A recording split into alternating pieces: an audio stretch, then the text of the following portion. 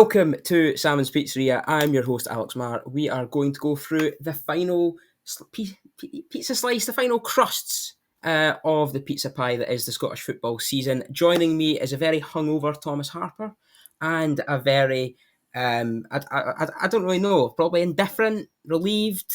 Anyway, it's Forfar's finest, Ethan Hampton. How are you getting on, lads? Just about emotionally recovered. Just about. Still, yeah. I'm not talk. We'll talk about it later. I don't. I don't want to take up the bulk of it. Yeah. Enough about Peterhead's brilliant League Two title win. But yeah, Ethan, how about yourself? How have you been? Yeah, been fine. It's actually just been like a very strange way to end the season on our part, and it doesn't really feel like the season is over because we're still having to go with the ongoing drama of like obviously the managerial change, waiting to see what players get kept on and such. So, the fun never stops.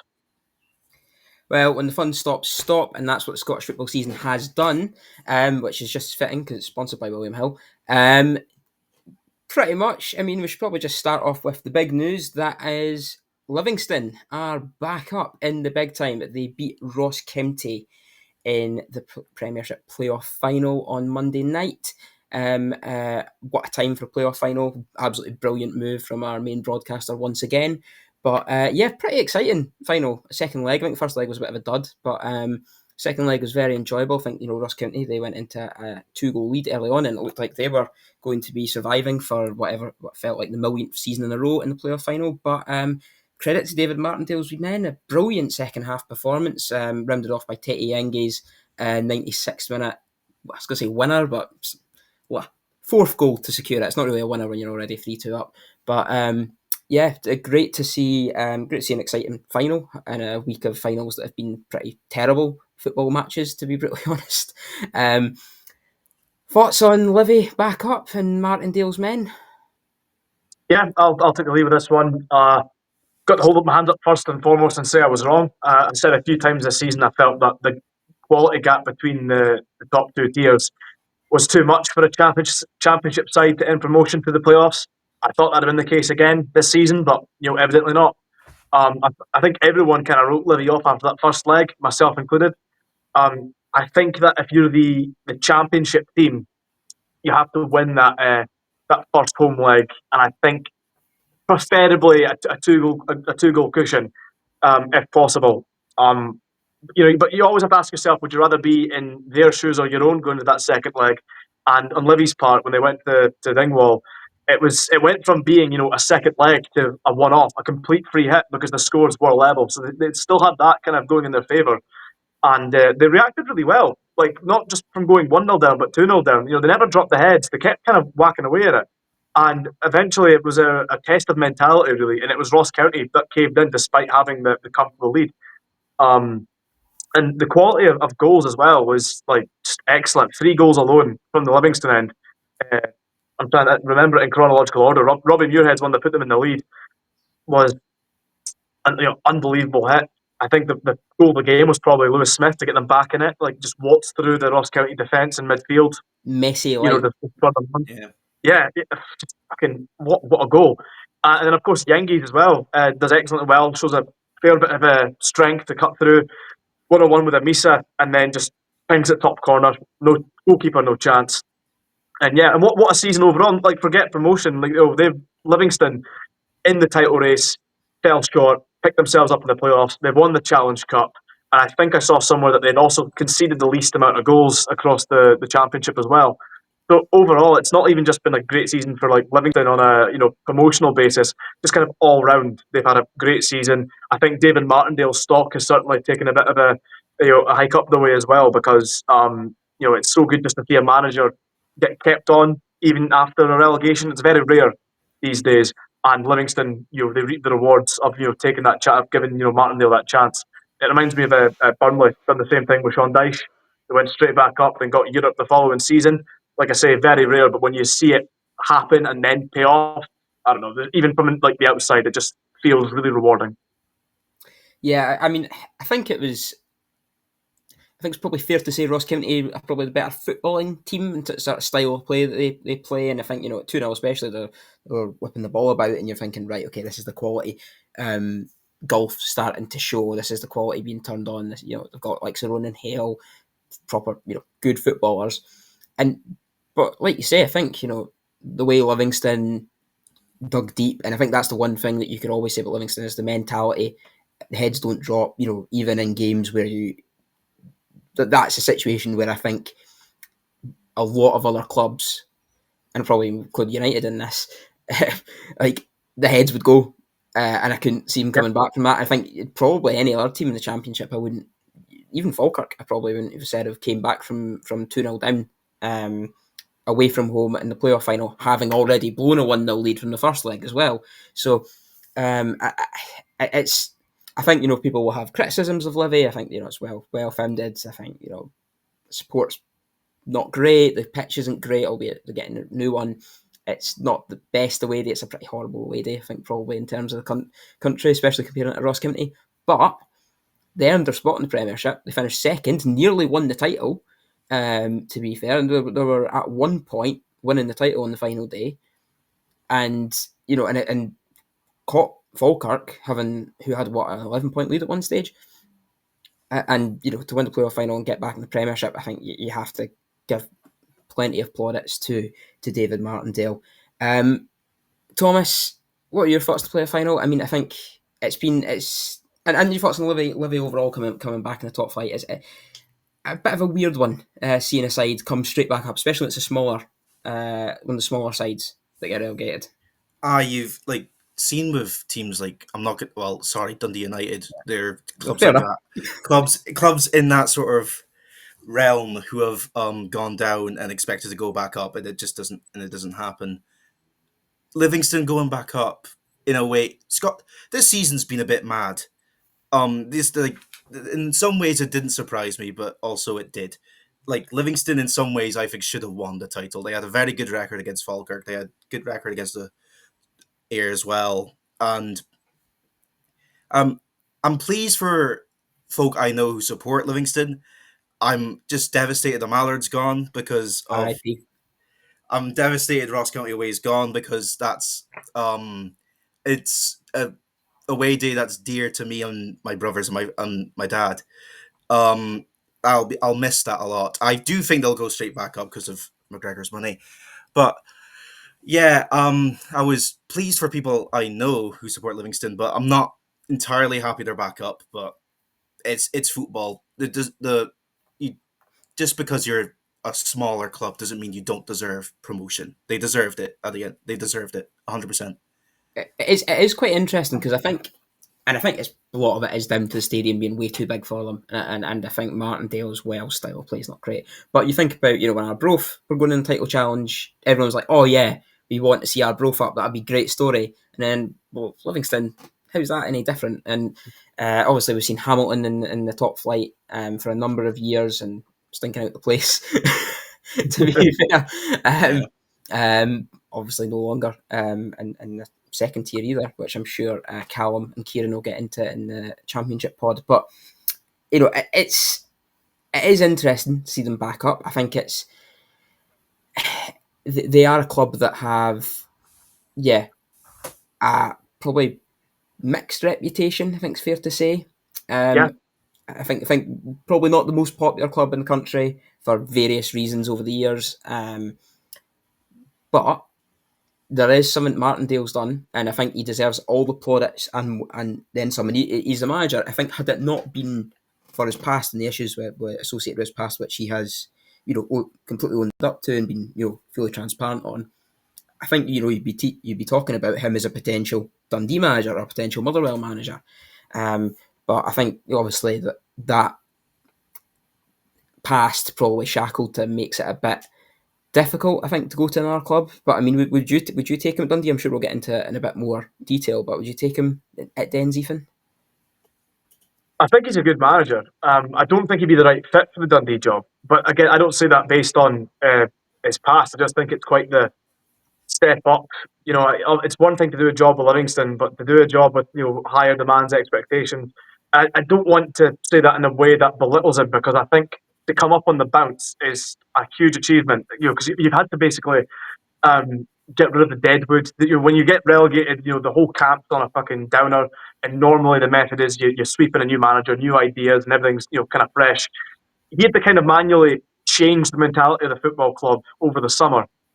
And like I say, done it overwhelmingly well because they won the Challenge Cup. They got up to the playoffs, and they actually gave the title bid, pardon me, a very decent go. Um, and I think what a result, by the way, because Henry Ford's great great grandson owns them now as well. So there's absolutely no fucking excuse for complaining about budgets next season, Mr. Martindale. Right? So shut your fuss and all that. But just so that aside, I like Martindale, and I think there are Premiership clubs that do look at him with a bit of interest. But I think on Dundee's part, like the profile that we're looking for right now, Tony Docherty has been moved on because the club want to try and go a level beyond, a level above what Docherty has provided.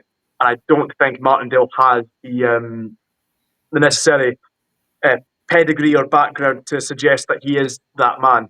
I think if we're talking not last season, but when Docherty was appointed, there was rumours that Martindale had been interviewed, and had Dundee went for him at that point, I could understand that because it's about stabilising the club in the Premiership, and he's done that with Livingston, obviously with a low budget.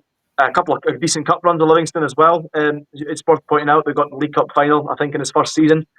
That's COVID ball. It doesn't count. That's partly true. We're not giving St Johnstone's double any sort of yeah. Okay, taking advantage of the fact that Cal isn't here. Aye, well, he didn't show up, so it didn't happen. So that's. Say aye if we're all in agreement. Aye, yeah, then we're going past settled. But yeah, I think Dundee's maybe, for me, just my view, I think that's maybe just not the right fit for Martindale.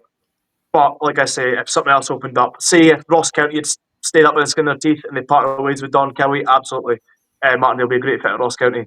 But I think one of the things you've got to say with Martindale is he's got the keys to Livingston, basically. He runs more than just the football team. He runs literally has the keys to the stadium. He is Livingston football at this point. I'm pretty sure he said in his post-match interview, I might have misheard him, but I'm pretty sure he said he was driving the team bus back.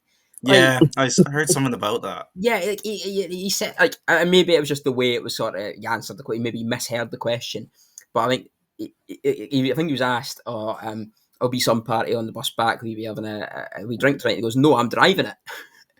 No, I don't know if he means he's just driving home from when they get to Livingston, or he actually is literally driving the team bus, which I really want to believe that is the former. I spoke to the guy that was I spoke to the guy that was head of security at Livingston years ago, like when I just started commentating when I was like 17. And at that point, Livingston Stadium didn't have a media room. They had like a closet. It was literally like a closet, like fuck all room in it. A couple of plastic cups, a kettle, a couple of tea bags, and like milk that had just been clearly bought raw from like Asda. And it really touched me because the security guy said, "Well, I paid for that out of the pocket. I think the club should do stuff like this, but they don't." So, that was really touching to kind of like see that. And then the next time I came back to Livingston, because at that point I'm trying to remember who the manager would have been. They were in the top flight, and it was before Martindale. And then when Martindale basically became the manager, he wanted to oversee so much more going on. But the security guy on that day told me, David Martindale's the assistant manager, but he runs everything around here. And that name stuck in my head when he eventually did get the job, so I wasn't overly surprised. And I was there last season commentating the Premiership. They've now got a grand big media room, looks all professional, plenty of cups of tea, coffee, pies, and it just leaps and bounds from where they were before. And obviously there's more people to credit than just David Martindale, of course, because there's obviously people that have funded that, people that have done a lot of work in the background as well. But you can't underestimate the impact Martindale's had on Livingston as a whole as a club, rather than just the ongoings on field. He's building like everything around him. For all we know, he's literally building brick by brick at this rate for the repairs. Just absolutely loved it, didn't he? I think it's quite interesting as well because I think when the last time they were in the Premiership last season, I think it was clear they were getting relegated from about September onwards, pretty much because they'd run out of money, and I think there was the court case ongoing over the ownership of the club, and how many times have we seen that gone extremely toxic, even at Livingston already, like you seen with Dumbarton and you see it with Inverness, where issues regarding ownership and have led into sort of administration. So you did really feel fear for the future of the club, but they do have the new owner, the Capri Sun, I think, who's literally the owner. Sorry, I just had to make that joke. And now, I think the work that John Ward, who I think CEO, has done at the club as well, I think they do seem like they will be a far more professional outfit next year. From the kind of what you're hearing, they've obviously, I think, from what I heard, a number of players had promotion extensions triggered in their contract. So that means that they do have a core group of players, and I think you have seen teams that have come up and tried to spend a lot of money to try and find certain, to basically rebuild the whole squad. And sometimes it does work, as I'm sure we'll talk about later. But I mean, there are other teams that it's been a bit of a kind of, it just becomes a bit of a disaster, and you suddenly spend like 5 times your budget on getting 10th, which isn't exactly what you want. But I think, with Livy, we're now looking at a team that are far more prepared for Premiership football. Obviously, it's a long summer, and we'll see who stays and who goes. But they do look like they are a side that aren't going to stink the place out like they did last season, which I think is fair to say. But we probably should move on to sort of managerial merry-go-round. I think we did hint about Dundee Football Club's Ailes in this area. Obviously, we talk about Martindale. And my preferred candidate, I think, should probably mention, is Charlie Adam, who I really, really, really want to get the Dundee job. It would be like all my Christmases coming at once. It'd be like what I imagine Barry Ferguson to Rangers was for Celtic fans. I think it'd be like that, but times 100 for me. So, Ethan, please tell me why Charlie Adam will get the Dundee job, or will it be Maloney or whoever else? Well, from what we get from the papers, they're telling us that they're doing the interviews this week between now and Friday, and then we'll come to the decision by early next week. Couple of names floating around in the rumour mill. That some were trying to tip Barry Ferguson, absolutely no chance. And if you want to compare Ferguson to Adam, listen, Adam's at the very least managed a team and played some alright football at one point and has had jobs in higher level. Barry Ferguson was a fucking failure at Alloa. Done well with Celtic, even the 10th biggest budget in Scotland. And as a caretaker at Rangers, I'm sure he must have done some decent stuff behind the scenes. But on the park, it was a total shambles. So I'm just putting that in there whilst I can. But in terms of who I think is going to get the Dundee job, to me, everything aligns perfectly for Sean Maloney. And I think it's just basic rationale. Gordon Strachan bought them in 2022 before we appointed Gary Bowyer. We couldn't come to an agreement then.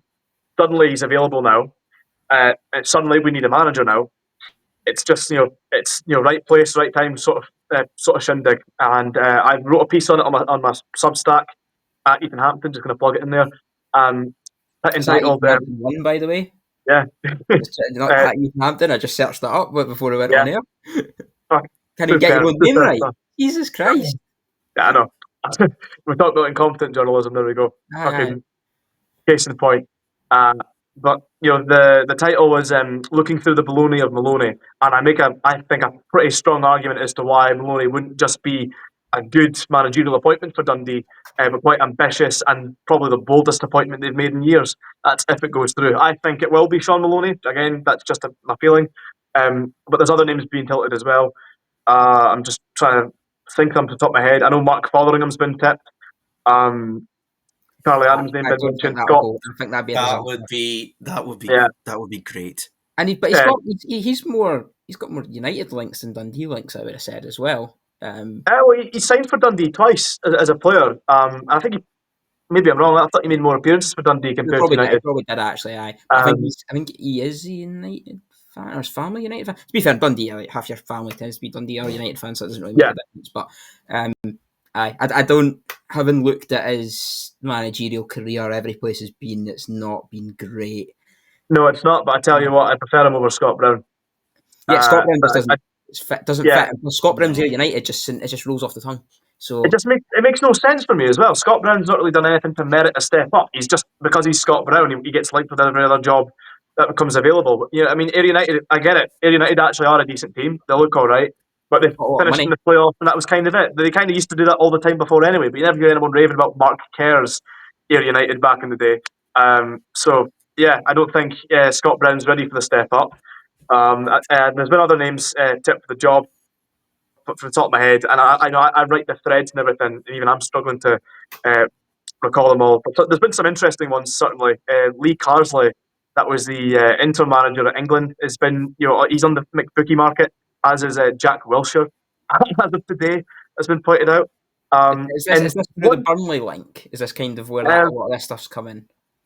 well, those guys, to my knowledge, have no links with Burnley. I think McCarsley Gordon Strachan managed them at Coventry, so they Okay. have I a was trying to link think there. if there was some sort of like, Yeah, Wilshere was a coach at Burnley or something like that, but I don't think he. Did Wilshire play for Burnley, or am I just He was at thinking Bournemouth. nonsense? Yeah, No, he was I at was. Bournemouth. Yeah. well, Yeah. two things to note though for Dundee right now is they aren't just looking for a manager; they're looking for a head of recruitment and potentially a director of football. If you read the statement when Doherty got sacked, it says about like a restructure on the football side of things, which to me I think suggests we're going to have a proper director of football installed, going to have a manager or head coach.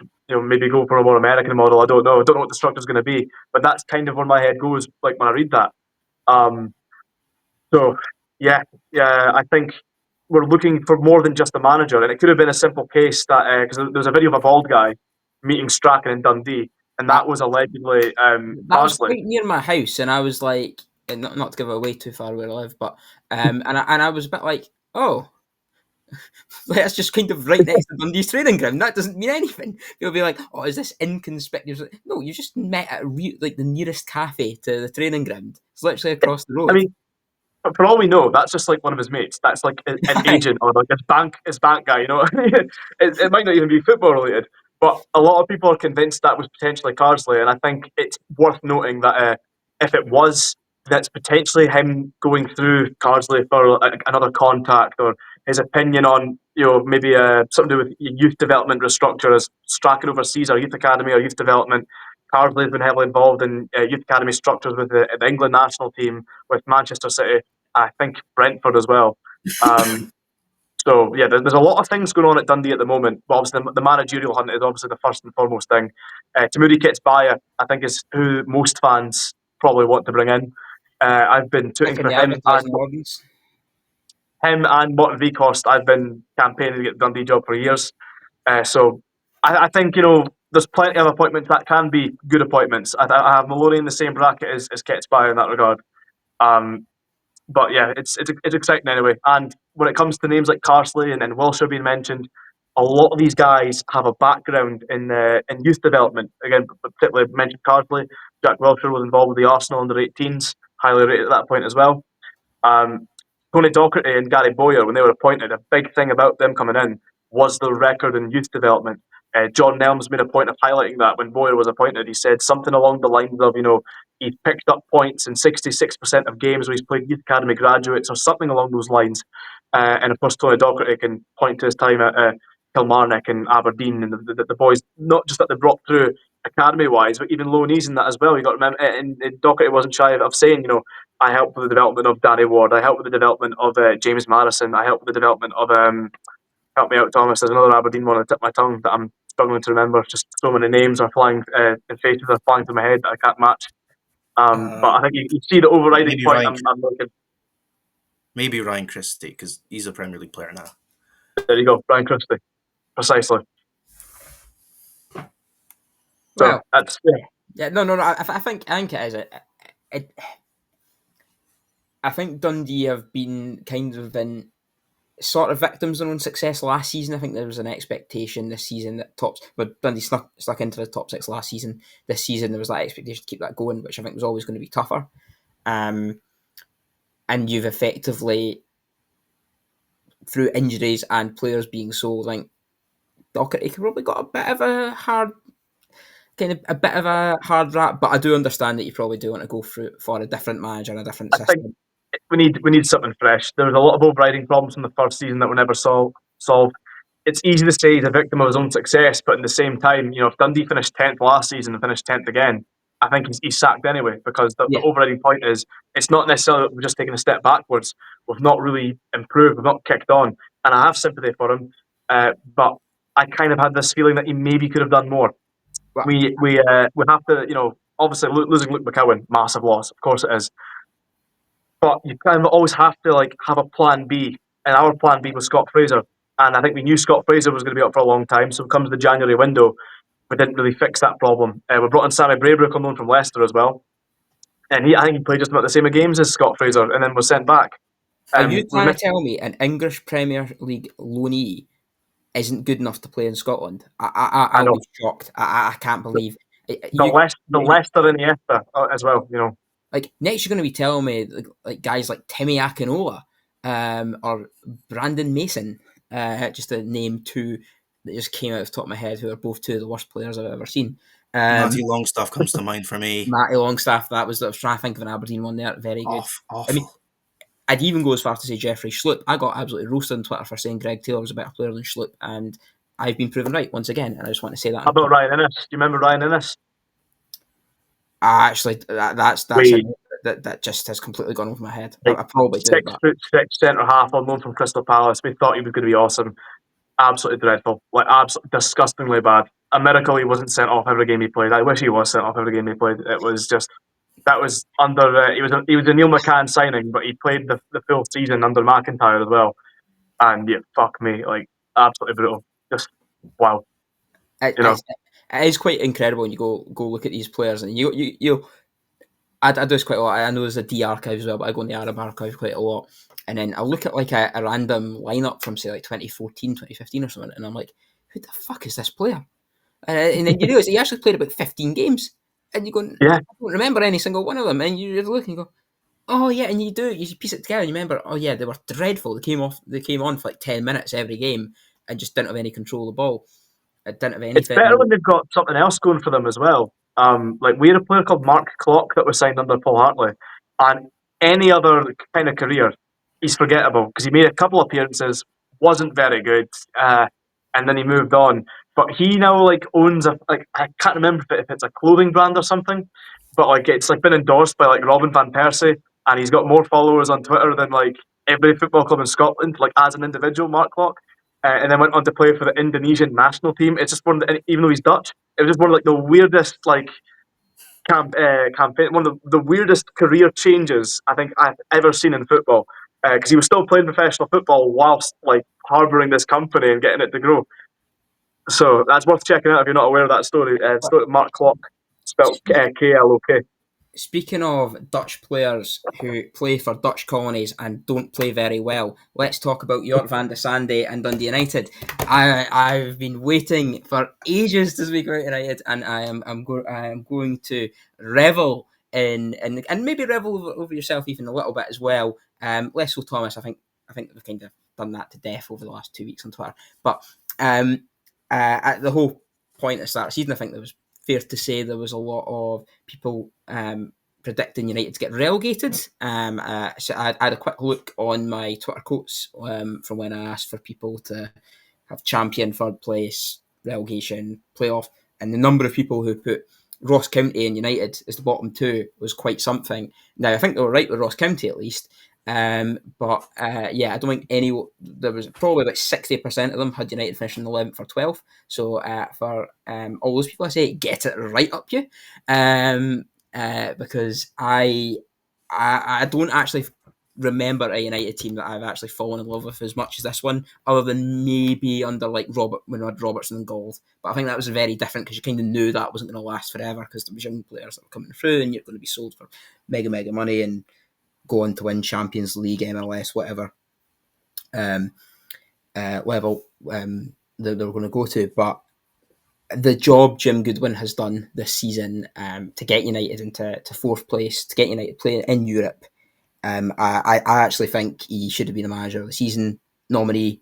I think people have underestimated how low the budget has been. It's probably been, I think, it's a smaller budget than Dundee had this season, Yeah, which is probably in terms of maybe not in gross terms, but in terms of sort of positional terms, I think it's probably the lowest budget a United side's ever had in the top flight in terms of like the actual position in the league. I think it's probably about the 8th or 9th biggest budget. Spurn and Motherwell probably had similar size budgets.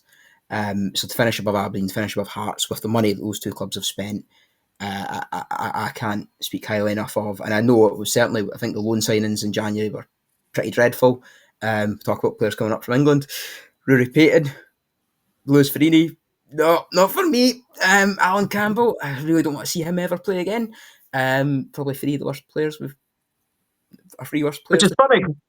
they had a profile about them before coming in. Like they were deemed as good signings, but in reality, United's best players have been like sort of like players that were underrated. Like Declan Gallagher was perhaps underrated when he was at St Mirren, so United bring him in and he does a great job for United. Sam Dalby, not particularly rated at like Dalby, so then United poach him in. It's like guys that were kind of under the radar. United have like captured them like quite quietly, quite silently, and they go ahead and just Ross more or less Docherty is run one the of those trophy. players as well who's had a very Exactly. good Yeah, season. Doherty, I mean, Will Ferry was playing at Cheltenham last season, and yeah, to be fair, yeah. he did have offers from sort of mid-table League One in England, and he chose to come to Scotland. But I remember Cheltenham fans kind of they were quite derisory about, because they're lower league English football fans who are derisory about anything Scottish. Shock. And they were saying, "Oh well, he's a player that's good enough to play. He's way better than Scotland. He could play in the top of the Championship in England. I'm amazed he's not gone." And you're kind of thinking, you hear that quite a lot with players. I think when they leave sort of League Two in England, it rarely actually works. But I think he's, for example, been brilliant this season. Vichko Savelj, even though he signed as a centre half, has probably been our best midfielder of the season. And the madness of it is, I think I was at Falkirk and lost 2-0 in the very opening day of the season. At the league in the League Cup, and I thought this was going to be a very, very, very long season. And I was like, "Oh, this could be another like us going straight back down," because we were terrible that day. There was absolutely nothing. I mean, Tony Watt played. That tells you. Tony Watt is still Tony Watt has 2 more days of being a contracted Dundee United player, and then like he's probably on about 4 players' wages at United at the minute, and he's not played. He didn't play a single minute of Premiership football. Um, Yeah. and you just think from there to be consistently pretty much in the European spots all season for all of I think pretty much the only time after about September United weren't in the European spots was for 45 minutes on the final day, which was not at all nervous. And the way that final day, and I know people have a go at the pitch invasion, but I think you've kind of got to take into account, a lot of people didn't think we were going to be in Europe when St Mirren were beating Celtic, when we're 1-0 down and we'd lost 4 on the bounce. So I think, qualifying for Europe, even though in the end it wasn't Europa League, and yeah, okay, Thomas, you can wipe the smug look off your face. Getting one over your rivals as well at the time was excellent, and I just want to give a bit of love to Jim Goodwin and the team, and I really hope we get some absolute insane Balkan hard men in for our European run, which will take us to Leipzig Jim next Goodwin year. does love his Balkans. He did very well with the signing of the Balkans for us. Trapanovsky and Babinski have been, well, Babinski's left, but I think it's a shame. I think I've usually when you sign a player and he's came in and he's not been, hasn't worked, there's a bit of sort of animosity, but I think there was nothing but love for him from United supporters. I think it was just that they could tell that he's a brilliant player, just not suited to Scotland. Like, he's a player, if he went to go to play in Portugal, Portuguese league, we just get that extra half second on the ball. He'd be really good for a mid-table Portuguese team like an Estoril or something like that. I find it confusing though how like you can wrap that up like in a season, because I feel like sometimes football clubs can really jump the gun. Like with Ross Docherty moving on, I then naturally thought, oh well, then like Babinski will take that role, and then like that will just kind of work out. He's had a season to adjust, but rather they're going to call it quits on him already, rather than trying to kind of coach him more into the Scottish game. I'm not saying that's not exclusive to United. I think we're quite guilty with that as well. I think historically, we gave Rory Loy 1 season in the top flight, played him out of position. He scored 10 goals, which I think was pretty admirable considering that Kane Hemmings was scoring 25 at the time and he was playing as the 9. So when Hemmings moved on, I thought, oh, Loy will move there and that'll be that kind of sorted. But no, like it was the exact same. The feeling was, well, he didn't really set the header like the first season, so we'll move him on. Like I feel Scottish football clubs are actually quite generally quite guilty for stuff like that and not really giving more chances to the players within their squad. Yeah, I'd agree. I would have loved to see him stay personally. I think he's a very good player, and I think I understand why he didn't stay. I think United had him on a contract where if he played a certain number of games, it would have been extended automatically, and that's why at the second half of the season it was Campbell that was playing a lot of games. Even though I think it's fair to say Babinski's a better player than Campbell, or certainly looked a better player. Campbell just looked deeply unfit. It was a bit like Nisbet at Aberdeen when he first sort of joined. Just looks considerably off the pace, and just didn't look anywhere near the player that he could be. But I think he is 30 years old. he's got 4 kids as well. He wants to be someplace where he's playing football every week on a longer term deal. And I can see probably why it is best that he doesn't stay. And Goodwin's been really brutal with cutting players. I think he did it at Scott McMahon, for example, who I thought was absolutely brilliant for United in the Yeah. Championship. He let him go. And I think a lot of United fans thought it was utter madness. But then Bill Ferry comes in, who's been And it's an upgrade. massive upgrade. Yeah. And you saw it with Mockray, like Chris Mockray scored a goal, sent United up. And a lot of United fans would have been really keen for him to stay. But then, Vichko Sorrells comes in. And it's kind of, you can see what he's doing in every position, and it'll be the same with Gallagher. I think the hope is that he can do it for a third season. That's probably the thing that can he do it with a bit more money, because I think there will be slightly more money available. United finishing probably 5 or 6 places higher than what we budgeted for. It's what the top clubs do, though, is they have to be cutthroat. There isn't much room for loyalty, because it's all about results. I think Guardiola is kind of personified in that Man City. Like I say, McMahon it was harsh to let him go, but instantly there's an upgrade. And I'd probably fancy Goodwin to do that again with it's going to be a big summer for United, isn't it? Because there's quite a lot of big hitters leaving. I think it's quite doubtful they're going to keep a hold of Sam Dalby. Looks like Jack Watlin's potentially staying at Luton Town. Obviously, he's got to replace Docherty and Babunski. Tony Watt, again, is able to be on a big wage, that him off the bill to bring in more players. Balls in his court. Yeah, exactly. I think there's new head of recruitment at United, whose name's also Goodwin, but not related. Yeah. Not related. There's not any nepotism going on. This isn't some sort of what is it? Who's it? It's Celtic that always have the weird, stupid things going on with the nepotism. Was it somebody's? Well, United had it as well with Tony Ashker and Adam Ashker, but Adam Ashker was actually quite a decent youth coach. Jim and Tommy McLean, were they not United together as well? Was Jim McLean not the chairman and Tommy was the manager? Yeah. Yeah, that only lasted a season though. Although got us third. In 96, 97. Where we lost our. No, we actually made a European record that the following season with the biggest ever win by a side in European competition against C Principat. And a little thing for you. Colina was the referee. Believe it or not, Italian referee who just done the Euros final, and his next game after the Euros final, I think, it was his next game, or he'd done some major tournament, and his next game was United versus Principat. Which Pez was it he was on the front cover of? Was it Pez 6 or 5? It wasn't 6. 6 was Adriano, who was on the front cover of that, and right. Adriano and John Terry in non-licensed kit. Italian referees and Dundee clubs don't go, by the way. So let's never talk about this again. Yeah. Well, yeah, Roma. Let's not go there. Cheating bastards. But yeah, I mean, even it's just the excitement in the club. I think things like I have visited the coefficient pages every day for the last 2 weeks. I don't know why. I'm not expecting them to change, because they haven't really changed other than on Saturday for obvious reasons. But it's just things like that, and I've already got 18th of June penciled in for the European draw. Anyone wants, if any media's listening and they need a United fan who's a UEFA nerd, I'm here. Send me a DM.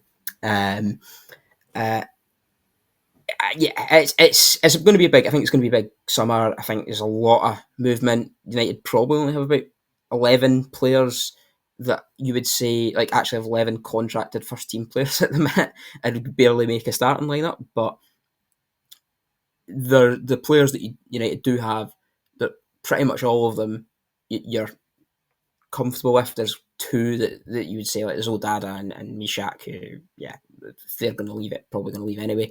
But you're looking at players like the young players coming through as well, like Owen Sturton and Sam Cleo-Harding and Ross Graham, who I think again those 3 look like they could, but Cleo-Harding and Sturton probably more sellable assets. But Graham looks like he's one that will be club captain, and a kind of probably probably in a similar way Cammy Kerr was for Dundee for years. Probably slightly better, I would say, technically, Cammy Kerr was. But I mean, he's a player that I think you're looking at these guys and you're thinking, right, okay, we've actually got a good mix of youth and experience here, and 3 local lads as well, which I think is really important for a team, because you've got 3 United fans that are in the team as well. But yeah, sorry, I wanted to go in a little love in on Jim Goodwin, because I won't get another opportunity to do it, and then next season will probably be shite. So I'll be saying good one out in about October. Anyway, moving on from my loving, and we should probably actually talk about the side that did win the league and League Cup, Celtic. Moving on, should probably talk about a team that had the comedy season, Rangers, which was very, very funny. I forgot they actually started the season at Hampden. I keep on being reminded of it, and I was like, that didn't happen this season. Yeah. What a weird football club. Did you see the 9-in-a-row trophies out for sale on McTears the auctioneer? Oh yeah, I saw it on how have they let that slip? I think so. My understanding of it, and there's a guy on Twitter whose name escapes me, so I do apologise. But I think he used to be like a sort of memorabilia guy. He used to work for the club, but I don't think he no longer works for Rangers. And he's been pretty vocal about how disgraceful it is. I think it was given away as a gift to a director under Craig White. So it was not like there's no legal recourse for them to get it back, put it that way. And it's been gifted again and then ended up at auction. But I mean, I can't believe like you would let a trophy like that go, like leave the club. It's you kind of think maybe the Rangers or someone connected to Rangers would just chuck in sort of 9-10 grand, get it back, and then just gift it back to the club or loan it back for the club's museum, because it's it's not even just like a kind of minor trophy, it's quite an important one in their history. Yeah, but I think it just shows how like that typifies Rangers Football Club's season in a way, even though it's got nothing to do with the season. It just typifies it, and it's just thinking, what on earth has happened? Because they drew with Tottenham, who won the Europa League, and a game they should have won. Actually, they actually played really well in that game. They absolutely battered Celtic. They actually played some really good stuff at times, and then just drop the biggest stinker of a performance you'll ever see. They are the most baffling football club.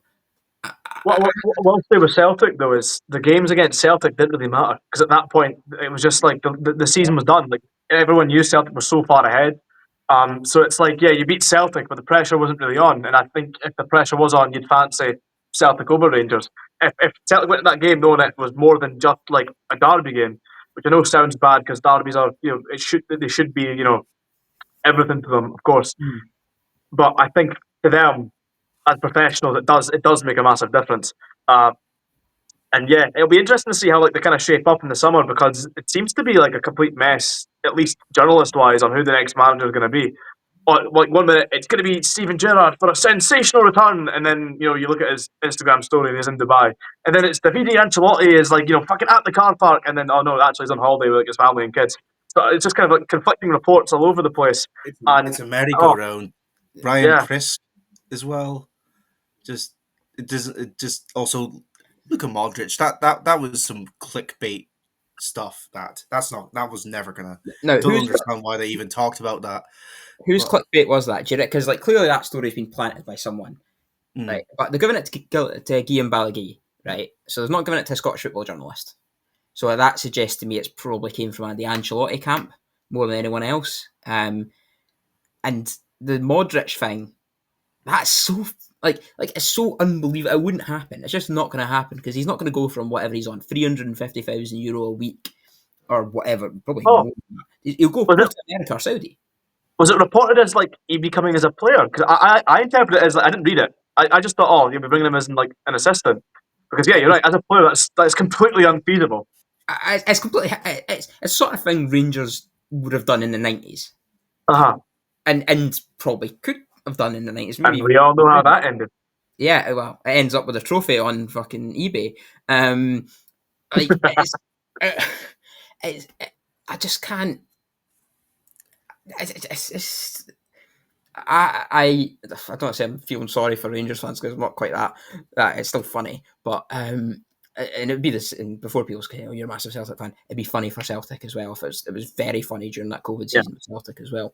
But at this point, it's just kind of like if you're a Rangers fan, you're wanting to renew your season ticket. You don't know who the manager's going to be. You don't know who. You don't know who's owning the club. It looks like the 49ers going to buy them. Are they actually bought them? It seems to have gone quite quiet on that. You don't know. I think they still need a director of football as well, a new sporting director. and just Yeah. little things around around Rangers that you hear that's just quite If that input. takeover doesn't go through, then I think pessimism in Govan is going to be on an all-time high, Yeah. because they don't like saying this, but they need that. Like, as a just the culture around the club is just negative, and it just there's not a lot of hope. So they that's desperately needed. I would say a takeover. They remind me a lot of Manchester United in the sense that they lack a lot of business sense. Yeah, They're not Yeah, I'd agree particularly with good that. at selling players on as well. I think I've said it before in a podcast. When you think about, I had a tweet that banged where like basically Dundee had managed to sell Luke McCowan like alone for yeah, I the remember that. combined fees of like Connor Goldson, who are the other ones? Was it Yeah. Todd Cantwell and someone else? It was So 800 grand they'd picked up in transfer fees, and Dundee yeah, had picked up 1.2 or They're whatever it not was from the they're club. not very good at a player trading model like But other clubs in Scotland. they've been, yeah, well, put this way, Aberdeen have absolutely been smashed much it. better in Player that trading regard. model, and even then, like that's taken years, and even and even that's kind of getting a bit lucky with like Miovski being a complete gem in the complete diamond in the rough, and selling him, flipping him for 10 times the value. And you look at the players that Rangers are signing, just thinking like, well, yeah, okay, sign like Connor Barron even. It's kind of like, well, is he actually going? Are you going to be able to flip him for big money? I don't see that happening. And realistically, whoever the next manager is, whether it's Steven Gerrard or Davide Ancelotti, I think it's going to be very similar to when they appointed Gerrard the first time. It's not going to be a case that they come in, hit the ground running, and try and win the league first season. No, they're going to be told you're going to get a couple of seasons to build, and the main priority is not just to get us back competing again, but like to stop. It'll be a matter of like stopping the 10, because how many are Celtic on like just now? Are they already at like Five, 4. 5? Yeah. Yeah. Before you know it, like after next season, it'll be began to get talked about again I because think it makes it's, the it's just most insane. sense for them to appoint Ancelotti, Yeah, because it seems to be he's been praised a lot by players at the clubs he's been an assistant at, that he's very good at building a culture of building a club in every level, and that's exactly what they need, is building up a culture of, well, winning, really. And he's done that everywhere he's gone, except probably Everton, but it's Everton. Who are kind of known for being a bit of a basket case as well. It's I actually think the worst thing Rangers could do, regardless who they get in, is getting into the Champions League. I actually think at this point in where they are as a club, I know they get a lot of money for it, but you saw it happen the last time they went in the Champions League. That created such a negative They death were spiral, getting they were pumped. told they were totally embarrassed. They Yeah, were the well, like I said, they're the worst team ever to play in the Champions League. I yeah. think one of the teams in the league phase ended up doing the new league phase ended up doing worse, but But again, there's they'll 2 more games. I think it was Slovan yeah. Bratislava, who I said weren't as good as Falkirk, and then Falkirk then gave Celtic a better game, and I remember there were all the But hate. when you ever talk about like how well they do in the Premier League, like we'll just remember on their famous European atmospheres, European nights, Liverpool went there and gave them 7 after they took a lead. Like, yeah, completely out their depth. They just and they had all right players in that team as well, from what I can recall. But It yeah, was, well, it was the completely team that made outclassed. it was the team that made the Europa League final, wasn't it?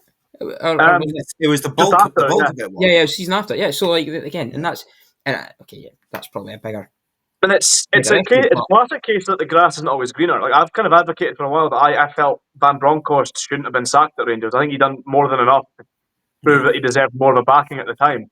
And it was suddenly like they couldn't back Van Bronckhorst. Then as soon as he was sacked, amazingly out of nowhere they had like these. I think it was £8 million for Michael Beale to then splash in the transfer market, and that was just fucking ludicrous. And now, like as I say, Michael you know, Beale is just, oh uh, god, I forgot about Michael but Beale. I Steven Gerrard, I if he miss was to get I the miss job again, Voldemort. yeah, But yeah, I think if they don't get Ancelotti, and if it's not like a big name either, I think Ancelotti seems to be the kind of favoured candidate from what I read on Twitter, from Rangers fans, I should say. yeah. If they don't get him, then they're going to be in, I think, serious, like, the morale is going to take a massive hit again. And I think they've got an early mid July Champions League qualifier. I Like, don't think Gerrard would be the worst appointment. I actually think Gerrard would. I don't know if he would necessarily do the job, but he has proven that he can kind of like build something in the long term. But as for Ancelotti, it's the same logic I think as we're bringing it back to Dundee a bit here. It's Sean Maloney when he was at Belgium. It's someone that has seen how it's done at the highest level, have that coaching pedigree, and then you just trust them with not just the team in front of them, but to kind of really go in and build something. And I think that's an outlet that I think has been quite popular in recent years. And a classic example would be Mikel Arteta at Arsenal, at Man City, seeing how like the best do it at the top level for several years. Then they bring him in, and what happened initially? It was a very fucking rocky ride for a couple of seasons, but then once the foundations were in place, they really kicked on, and I think that's what Rangers need to kind of see with Ancelotti. It's once you come in, don't expect the header to be lit immediately, but kind of trust that there's going to be a kind of process to bring them through. And Ancelotti, for all the coaching credits he'll have, he won't know an awful lot about Scottish football. He won't know an awful lot about how to play against teams up here. So they're probably going to have to find a way to kind of wire in a bit of domestic help that isn't Alex Ray and Billy Dodds and Neil McCann. I think they're going to have to bring in someone back to the entire sports scene team. So what it's saying is it needs to be Davide Ancelotti as manager and John Brown as assistant. That's what I'm hearing here. Absolutely. That's what we need. And to be fair, I reckon that would be quite entertaining. So on a slightly serious note there, the one thing I do think that I think it's quite clear to see that the teams behind Rangers in the league, especially like Aberdeen and Hibs in particular, and potentially Hearts, are all starting to get their act together. Or I say that every season, and they never do, but they do seem like there's some sort of there's long-term processes being put in place. And the thing that I would worry about for a Rangers manager like Ancelotti come in is that because it will take time, if they find themselves in third or fourth in the league, which could quite easily happen, Rangers fans are not going to have the patience to deal with that. They can just about have the patience of finishing second to Celtic. What I was thinking, yeah. I think if Aberdeen if Jimmy Clean makes another start like he did this season, I think again that was. I think it will be as good as this season. I think that was just kind of a bit of luck, a bit of good things clicking in the right place. But if they find themselves 20 points after 10 games and suddenly Hibs and Aberdeen are 2 points ahead of them and they're out the League Cup, then they're back in the same position where manager gets sacked, put in someone staunch, get second, and maybe get to a cup final and hope they do all right in the Europa League. And the same, and it's just this cycle. It's the graphic that the Celtic fans put up on Twitter because it's pretty accurate. You could argue with Gerrard coming in. This is going to be weird to say, but it's somewhat similar to bringing in Barry Ferguson because he knows the club. He knows the culture. The Rangers man. He's a Ranger. He's a. I keep. You'll see the real Rangers this season.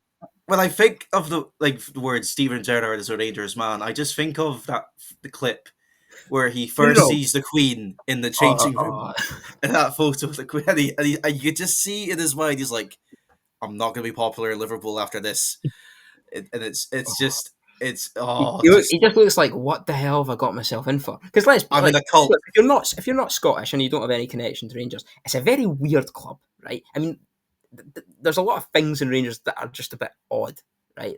Like the Queen on the dressing room, the loving cup thing that they've got. It's a very odd club, right? I think that's fair. It's not just them, to be fair, because I think Celtic, it's two sides of the same coin. What other clubs in the world? Celtic what other clubs in the world pretend to be from somewhere else? The football club is like a representation of the city. Obviously Dundee United represent the city of Dundee, right? And there's no talking about that. But then you've got in Glasgow, one pretends they're Irish and the other pretends they're English, and and one then sides for Palestine, the other sides for Israel. What the fuck's going on? I can't think of any other. Could you imagine if Arsenal and Tottenham suddenly gave a shit about Scandinavian politics? It was what would be that makes no sense. To be fair, it's quite funny you say about Scandinavia because there's a real weird fascination with the English Premier League in Scandinavia. It's really bizarre. You see it on Twitter quite a lot. With clubs people will support, say, Tromso and Chelsea. And I'm just saying this because I saw this one exact example. But the Chelsea, they'll call themselves Chelsea fans and not Tromso fans, which I find mental. Yeah, that's. Sorry, I'm going to bit of a question, but yeah, I did not know that. Clubs, no, that's interesting. I really want to see the reaction. If it is Gerrard, I really want to see the reaction of the people that did that weird funeral for Gerrard and then started jumping on the cardboard cutout. I really want to see their reaction. I want to see them. I want to see if they've still got the cardboard cutout. And just there's so many questions. Fish it out the bin. like it's one of the wildest videos on social media is them doing the fake funeral, lowering down a parapet, but it doesn't exist. I love it. There's so many reasons I love it. But anyway, moving on from Batman one, Rangers. moving on from one club who I think, fair to say, have got a bit of pessimism to one that maybe have a bit of optimism towards next season, and that's Hearts. Now they've brought on Derek McInnes as manager. They've just signed Kabangu on a long term deal, and their sister club or cousin club, I don't know what to call them, Union Saint-Gilloise, they won the Belgian League for the first time in 90 years. I actually watched that final day. It was massive pitch invasion, and then as soon as the pitch invasion starts, because Belgian TV is weird, they put up this graphic for you get €5 off your Just Eat order all over the screen, which was quite bizarre. If you, the video's out there on social media, you can go find it. It's quite funny. Not the but yes, anyway, and I think the Tony Bloom investment has sort of came in now. So uh, there, I think we've seen investments in football clubs, obviously, sort of Hibs that we all thought it looked like it was going to be a disaster, and it was actually turned out to be quite decent. First of all, thoughts on McInnes. I think interesting appointment. I think he did well at Kelly. I think this season he's probably had Kelly were not great, but he did well enough in the second season. He obviously got into fourth last year, and he probably has earned enough to have another big appointment or a big job after his Aberdeen days, and potentially maybe as Tony Docherty as assistant. Who knows? I'd like to hear your thoughts, Thomas, as somebody who's seen McInnes ball and seen you had your eyes bleed watching it. He's also there have been times where my eyes have bled, but he's also given me plenty of good moments. I think it's a match made in heaven with the Tony Bloom analytical stuff. That's obviously going to bring them a lot of. It's obviously, I think they have a proven track record. I think it's going to work, unless something massively cocks up. And then you have that side of things, and you have Derek McInnes, who knows the Scottish game in and out. It could be a good mix and match of here's the analytics that would back it up, but what can I do on a coaching standpoint? Sign Greg Stewart, Gary Mackay-Steven, Gary Mackay, Marley Greg Watkins, Stewart. Matty Kennedy's been released, Sam Cosgrove's been released. So all the stars are here. I personally think we're getting the band back together. Yeah. Johnny Hayes. I get him out of his Celtic B team gig. But yeah, to get back to the point, I think it's an annoyingly good appointment. To sum it up. I'm sort of with you on this. I think that's fair. I think Tony Bloom's a very, very smart individual. I think that's clear. He's obviously Brighton have massively overperformed where they should be in the Premier League. Union Saint-Gilloise are a small Belgian club. They are a side that go between the Jupiler League and the Challenger League in Belgium. They shouldn't be winning titles. And to be and it's not just a one-off. They've been challenging for years and probably should have won the title 3 years ago if it wasn't for their odd relegation campaign. I was at a game, Union game last month. They played Ghent. I was speaking to an Union fan, and he spoke about how well the club have been managed off the field, and every season they feel excited, which is I find it weird supporting a relatively small club, being excited that you could win a league is just a kind of foreign concept to me. Yeah. I don't think their Hearts will quite be in that sort of place, certainly not for a couple of years, but I think they could be a club. Tell that to Hearts fans on Twitter. Oh yeah, but they've already won the league. Well, this is the issue with a club that's had Vladimir Romanov as chairman, right? They always think they're going to be able to win the league, right? Yeah. But I think they're a club. I think we've not qualifying for Europe this year. I actually think will do them a lot of good. It means they can just focus on the league, and they don't have to worry about any of the distractions that say United, Hibs, or Aberdeen will have to worry about. even This though is going to sound like I'm taking a jibe, but it's not a jibe. But I genuinely think the Premier Sports Cup, like group stage, is going to help them out a lot. oh Because no I no no, think it does it do. I think it really it's does a help. great. I'm a big fan of the group stages because I think it's a great mix of a kind of competitive game and preseason fitness. It's a great. Yeah, when It's better than friendlies. They're much better than friendlies, and I think it allows sides to kind of grow themselves into a season. I think it really helped it United helped with this us. year. Yeah, helped with I us. think you can really see sides that click through that. Sometimes I don't think sometimes it can backfire, but I think broadly speaking, it really does help clubs. And for Ethan, you get to see two seagulls fighting in front of you, which was obviously one of the best moments of League Cup group stage this season. I was not to do that You game. know, okay, you weren't there. Yeah, I wasn't there sadly, but honestly, when they sent me the clip, I thought that's absolutely sensational. I wish I was. You know what? Fair play to Prem. I was going to say, and I kind of know to kind of stick at Sky, but I would say fair play to Premier Sports for a number of reasons this season. But I think having the group stage games sort of live on the player Yeah, is pretty cool, Yeah, and I think that's sort of the future of the way things are going. And yeah, a little bit of there's a lot of things, a few things they do that annoy me, but I think that having their games on the TV this season have really helped, both in the League Cup, but on the TV as well. They've had 20 games, they've used all 20 picks. Sky, get your fingers out, and all 20 of their games have been sort of good picks, pretty much. There's one or two you're like, oh, why you pick Celtic St Johnstone, but whatever. Um, like you're getting to see, for example, Dundee derbies on the telly that wouldn't have been on the telly otherwise, things like that, and United Aberdeen games. And it's exactly sort of what the best of Scottish football has got to show. So fair play to them on that. That's one thing I wanted to say in the season review. And I'm expecting, by the way, Premier Sports, if you want to give me a free subscription for a year, the DMs are open. I'm happy to show for you at any time. Same goes to Sky. I can totally. I've heard Um, they're an absolute bastard to cancel. yeah, I've heard that as well. My Although I my did cancel with them once, and they were very easy because I had I was moving from my flat to back home after uni, and it was quite plain sailing. But I don't know if maybe that's changed. Yeah, I remember my dad had to had to get the bank involved to do it for him because it just Premier Sports refused. I mind, but yeah, Yeah, big annoyingly, consumer advice there. So just make sure you phone them up or email them, and you've got do it by credit card. And you'll have more consumer rights. That's a top tip from Salmon's Pizzeria right there. If you made it an hour into this podcast. Anyway, getting my media watch stuff out the way for a second. right, Martin No, Lewis.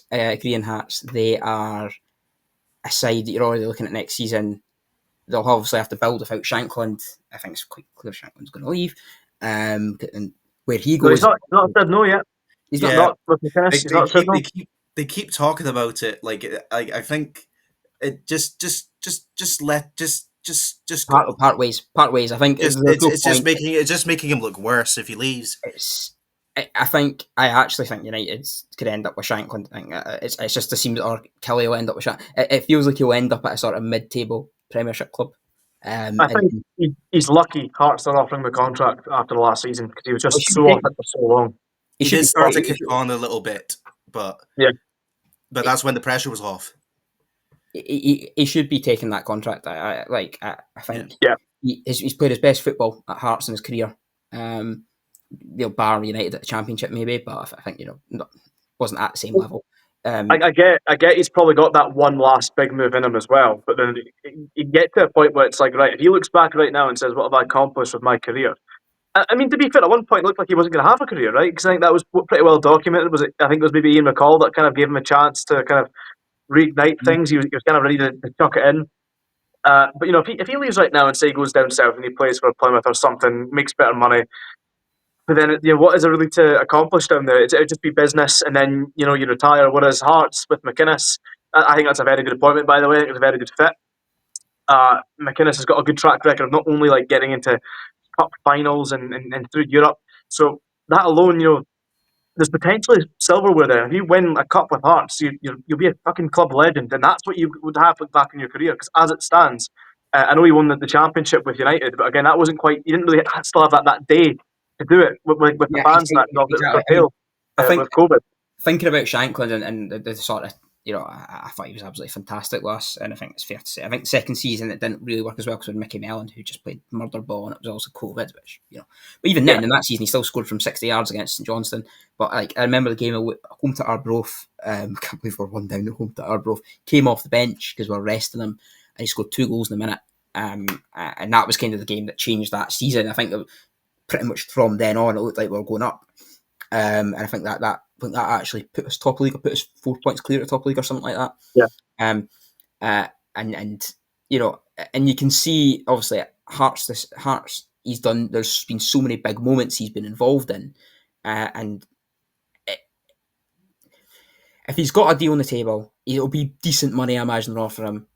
He should take it. He's not going to get 10 grand a week from anyone. He's not going to get. He's not. He's a great natural finisher as a 9. But he's Yeah. not particularly, obviously, he's not particularly athletic. He's not particularly fast. But his movement off the ball is great. And there's He's a player you want to similarities there. The similarities, in my view, of Adam Rooney at Aberdeen. Now, Adam Rooney was probably from a neutral. You always have like that one player that you like absolutely admire, like that's never played for your team. Rooney was that for me at Aberdeen, and like I say, I kind of see the similarity to a degree between Shankland and Rooney. And like that, you got to remember when you're a manager, you don't always get things your way. Not many managers really get to build their ideal teams. But McInnes did, and it was probably one of the better sides out with the Old Firm that we've seen in the SPFL era. That side of Rooney, Hayes, McGinn, with Shinnie in the middle, alongside Christie. I remember Danny Ward was keeper for a bit, but they also had like Considine there as well. Michael Hector for that short spell we had. Yeah, Did Madison on loan as well. English goalkeeper Lewis. Freddie Woodman. No, I know what you Freddie mean. Woodman, but there's the older guy. He played for the England. Joe Lewis. Thank you. Jay In my Logan. view, he was the best goalkeeper in Scotland for a long time. Yeah. Russell Anderson, all that jazz. When McInnes had all the tools, Kenny McLean as well, I think worth a mention. When McInnes had all the tools he wanted to, similar note to what I said about United earlier, actually, when I was on about, because that was all like signings under the radar, players under the radar, and then he just had like this unit. And in my view, that 2017 Scottish Cup, that team was better than the actual Aberdeen team that just won the cup. I think if McInnes gets all his pieces together, the Hearts can really be onto something, and Shankland will also be, goes up saying, a massive part of that. I think if he signs on, McInnes is the guy that knows him well enough to kind of, reignite the Shankland of old. He was, I think, a youth player at Aberdeen when McInnes was around, so obviously you'll seen the transformation. But yeah, I think the argument Hearts fans will have probably is the fact that he was played out of position. He was played behind a striker at times, and he's good off the ball. He actually has a good pass in him. But I do think he's the type of natural finisher he is. He has to be up front. Like when he against us in the semi final, you could that was his first goal in a while, and he just took that. It's so easy. It's so simple. Just calm, composed, and ever since then he kicked on a tad. So I think he'd be a bit of a fool to leave Hearts, but. Yeah, we'll see what happens. You think he'll try and take anyone from Kilmarnock back to Hearts? Because I know there's been reports of Stuart Finlay, but I get the feeling there might be, looking in at Lewis Mayo and I was going to say Dan Watson. Oh, sorry, David Watson, isn't it? He's not been playing much. Yeah. He's been playing more off the bench, which I found a bit surprising. But I don't follow Kilmarnock every week, so probably Paul could tell me why. Yeah, I think Danny Armstrong is another one which he almost goes into Shankland. There was a genuine argument he could have been in the Scotland squad for the Euros. I was wanting him in the Scotland squad. I was wanting him he created the most chances in the Premiership, 23-24. He, I think, had the most assists. And he was playing for Kelly. Like, he had more than Jota, well not Jota, Hugo or McGregor or who would have been O'Reilly. That's what I was trying to think of. And you think of the players that he's someone who is probably a bit like Shankland in a lot of ways, kind of gone down the leagues, built his career, playing at Rafe, getting himself into decent championship teams and up to Premiership and playing really well for Kelly. I want him at United. I think he'd be good for anyone he goes to. I think he's probably one of the best pound for pound wingers, and he's probably one of the best pound for pound players when it comes to value in the entire league. And I'm amazed there hasn't been an English Championship club after him. If he's, I would be silently pleased if we signed him, because we have signed a lot of foreign players in the last couple of years, and Tilleen has said we need to look at the Scottish market a tad more, because I think we're maybe going to tad struggle with the European quota, but I think we can maybe fill that in with youth players, but you got maybe like to flip like a Mike. Floyd still there, and is that Yeah, what you're? I probably, but there wouldn't surprise me if we tried to bring in like a Michael Rose who's out of contract. I've seen like something like that, just to plug in just Do the Celtic anybody but thing. Clark Robertson. Yeah, just do the Celtic thing. Sign like Sign Ross Doohan. Yeah, I saw that and I was like, that's Well, like, surely we've Celtic must have like an we're under 18 replacing him with Cove's Australian keeper Nick Suman. So I like, and it's not a thing. And I say this as somebody who has who's half Australian. I was delighted that we didn't sign him because I have seen one too many Australian goalkeepers for my life. yeah, I'm never, Australian players in Scotland have been a mixed bag, but we're signing one who's just won A-League Player of the Year. But oh no, Barrett was A-League goalkeeper of the year. yeah, I know. That's what I was just about to say. Yeah, but with Doohan coming into Celtic, they had to make way, and Scott Bain got released. United are needing a keeper, Aberdeen are needing a backup. So you guys just help yourselves. I think we're somewhat linked with Scott Bain. I think we are somewhat linked. I've seen Sorry. whispers. Yeah, I think the suggestion is I think we're probably going to get some Balkan maniac. I mean that's what Craig Levine did. He used to just sign Polish goalkeepers. Shamelzuski, the Mad Monk, who signed one day before we played Barcelona, and he was like unreal. It was one that comes to mind, and Zoska as well. So we'll basically sign somebody who's going to be Celtic's reserve goalkeeper in 3 years' time. That's pretty much what's going to happen. Oh, Seacrest. Yeah. See, who I actually have met in real life, and it was absolutely lovely. So, yeah. Although he's playing for Genoa now, which is weird. I was going to ask. Napoli, which is he's playing in Serie A. So I think Barkas has had a bit of a spring back as well. I think is it Alkmaar he plays for? Don't think it's AZ. I think they've got. I think it is a Dutch team, maybe Feyenoord. I think it's maybe Utrecht. Utrecht, I think you're right. It's Utrecht. Yeah, that sounds right. Because it's I'm Utrecht. sure he doesn't play for. I'm sure he doesn't play for AZ. Because I did watch their playoff, hoping they'd lose it the other day to get into Europe. Yeah, but I'm glad they took. I wish they took Sadiq off him in the they gave him that chance to play against us. Oh, you really. That's a stadium as well. That's really cool. It's a really cool stadium. I think if we're in the Conference League, there's potential we get them in pot one. So. Yeah, they'd be your pot one side. What I would say is they'll definitely not be as good as when they played us, because they were like that team had Reindeers, had Pavlidis. Yeah, we'll probably the team. That team, yeah. Yeah. I think it's a much younger team than now. Like, so I watched the playoff, that's loads of you talk about young players in Scotland not getting time. In the Netherlands, that entire team is basically made up of 19 and 20-year-old Dutch players, and it still made a European spot. So, but yeah. Anyway, we have hinted about it a little bit, and so we will take our medicine. So it does find out that Aberdeen can indeed kick a jelly bean. They did win the Scottish Cup for the first time in 35 years, beating Celtic on penalties in what I can only describe as 120 minutes of eye-bleedingly bad football.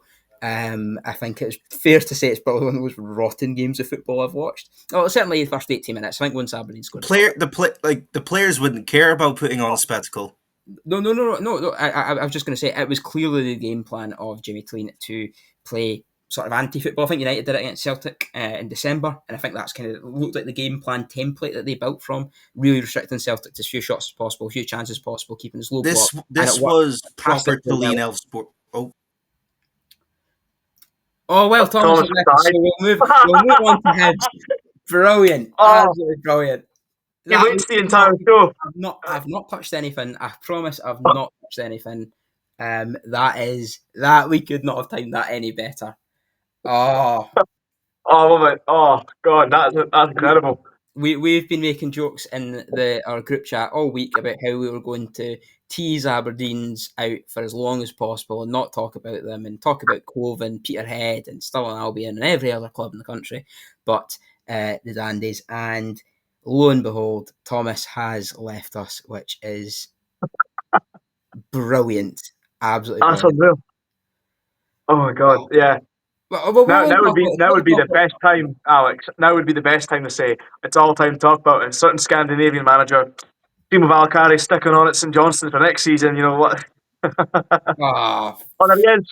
oh, sorry, we just finished our chatting about the Scottish Cup final. Moving on. My Moving on. laptop could have glitched. It was almost it was poetic. That It could was, not have timed that any better. That as is soon as I talk fantastic. about Tuline's Elfsborg tactics, Christ, my laptop has been a bit glitchy the last couple of months, so I had a feeling that that's just. But yeah, sorry lads, don't know what happened there. Oh. But No, that's fine what we'll say content. That's awesome. That was unbelievable. Uh, I wish you did mean it. just put us can through we it. can we talk about it, please? No, no, Because no, we've no, been no, waiting I an just, hour and just 15 wanted, minutes. I just wanted to ask, what was the day like? What was the whole day for you like? Going to Hampden, doing your best Ghostbusters impression as well, by the looks of it as well. Oh, that's because me and my I was told to pose like that by the Press and Journal, but yeah, woke up at 4:30. Got the bus at 6:30. Slept the entire bus journey, which is needed, because I couldn't sleep much because it was a mixture of because of all that cup final underdog stuff all over. There was that small little hint of hope I had that was what if one of my good pals is uni is a Crystal Palace fan, like a proper Palace fan, and I was seeing all this celebrations, and I was thinking that never happens to Aberdeen. That never happens to us. So I was just thinking, and he was like, "It'll happen, trust me." I was like, "No, it won't." 19 goals Celtic have scored against us. The mentality of Aberdeen before this game was questioned quite a lot. You could see that in the post-match celebrations that the players took that to heart because that was referenced a couple of times. But yeah, the day itself was. I had a bit to drink, but I wasn't drunk. I don't like getting drunk before a football game because that just ruins it for me. But You're up and down to the it, toilet as well, loads. You do that. aye, Aye, exactly. aye. So we went to a event that the ABZ podcast were hosting, the Church on the Hill. There was Very good pub. um it was lovely. One of my brother's pals had bought everybody. There was around 13, 14 of us, 30 pints. So we had to. There was like a conveyor belt Well, that of Northeast oil money's no running out anytime soon, eh? we everybody paid them back there and then, but like from their individual share. But that was fun. And then as soon as we were walking to the ground, in my head I was okay. I'm gonna swear. Fuck's sake. Now it's real, and I don't want it to be real now because it's just like I didn't want the hope because I was like, well, we're gonna. But yeah, the day itself was indescribable. Best day of my life. Best 2 days of my life. The parade in the city after was. I've never seen the city of Aberdeen that joyful in my life. Everyone you met was just happy.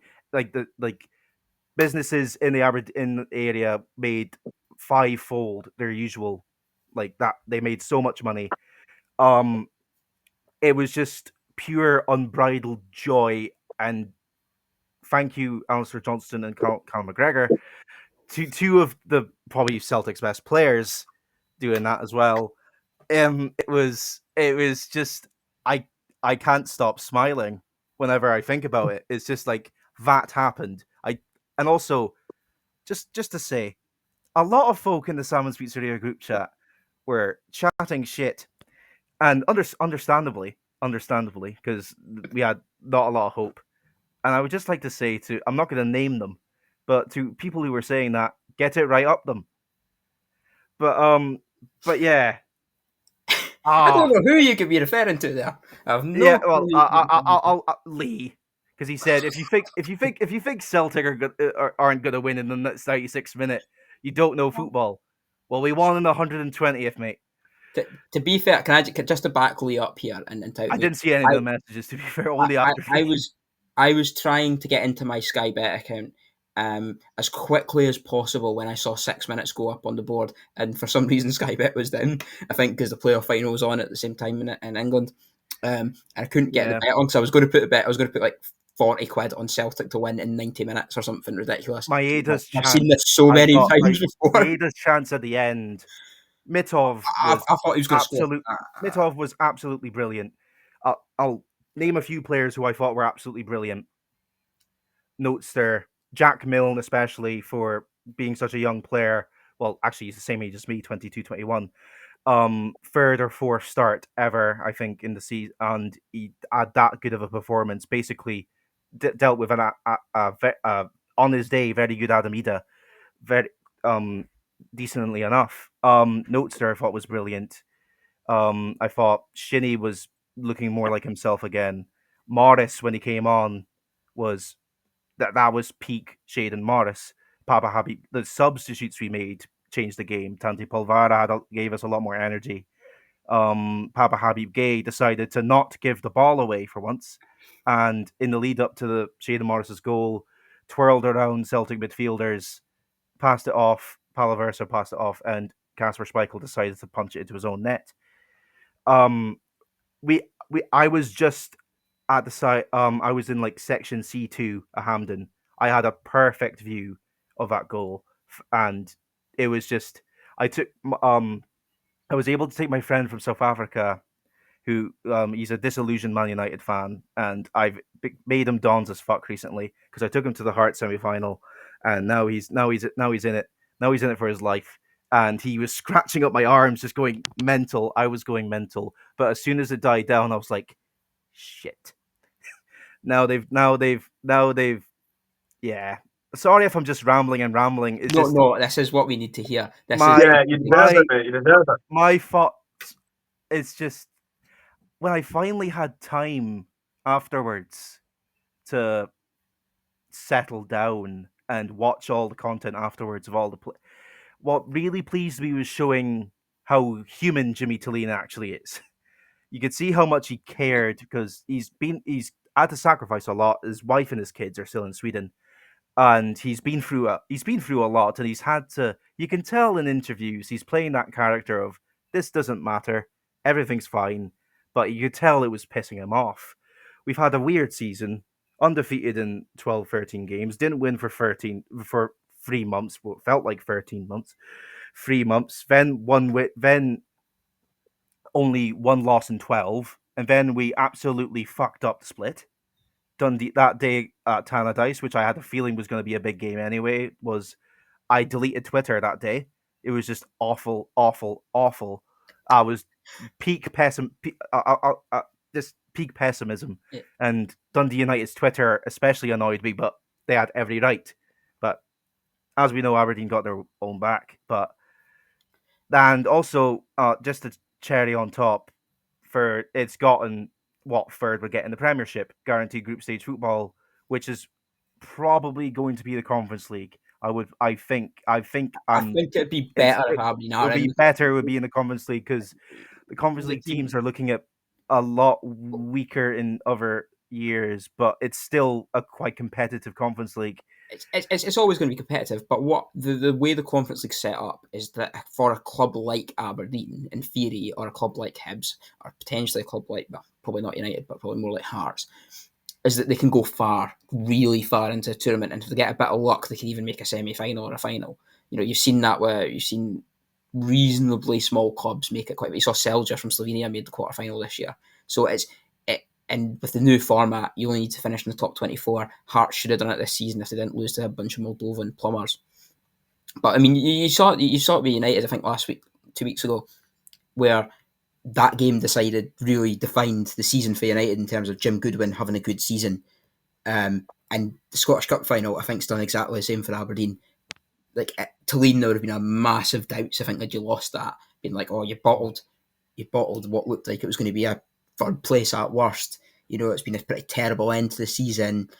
Oh, well, you know, the players are they working now. All of a sudden, you're third, you've won. Sorry, you're fifth in league, so you've qualified for Europe under the first season. You've won a cup, first cup in 35 years. You're going to be in the group stages of Europe next season. You've got all the positives to look forward to that. And just hearing you speak, that's something I've only experienced once. I mean, Ethan, you've not to rub it in, but it's been 115 years since Dundee last won the Scottish Cup. Sorry, It was I had to get that in. just indescribable of how when Mitov also I for some reason during the penalty shootout beforehand I was thinking Mitov has got I've not felt confidence in a penalty shootout from a goalie since Joe Lewis.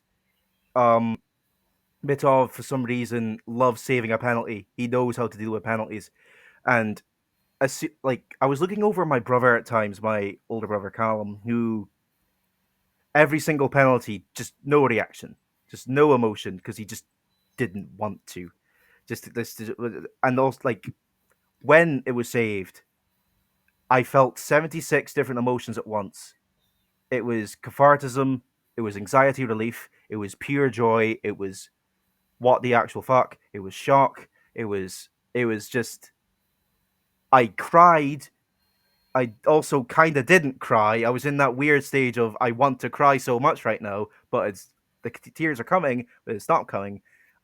It was a very special moment for me and my family because I was there with my dad, I was there with my twin brother, I was there with my other two brothers, I was there with my best mate, who I've somehow converted to being a Dons as fuck, even though he's South African.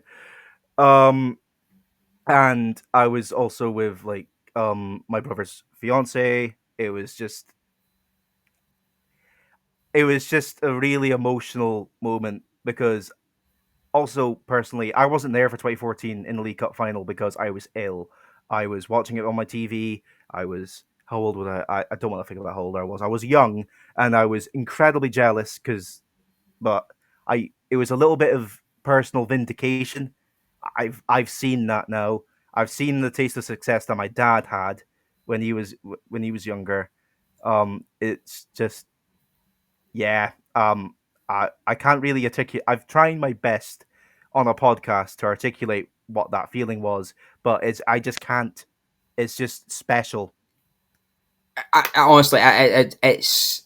I think you've articulated it far better than I could articulate. Or I couldn't imagine. I think having been through it once before when I was very young, I'll say very young, like 11, when we won the cup, and against Ross County, it's a very different vibe to when you're beating Celtic and no one's expecting you to win it.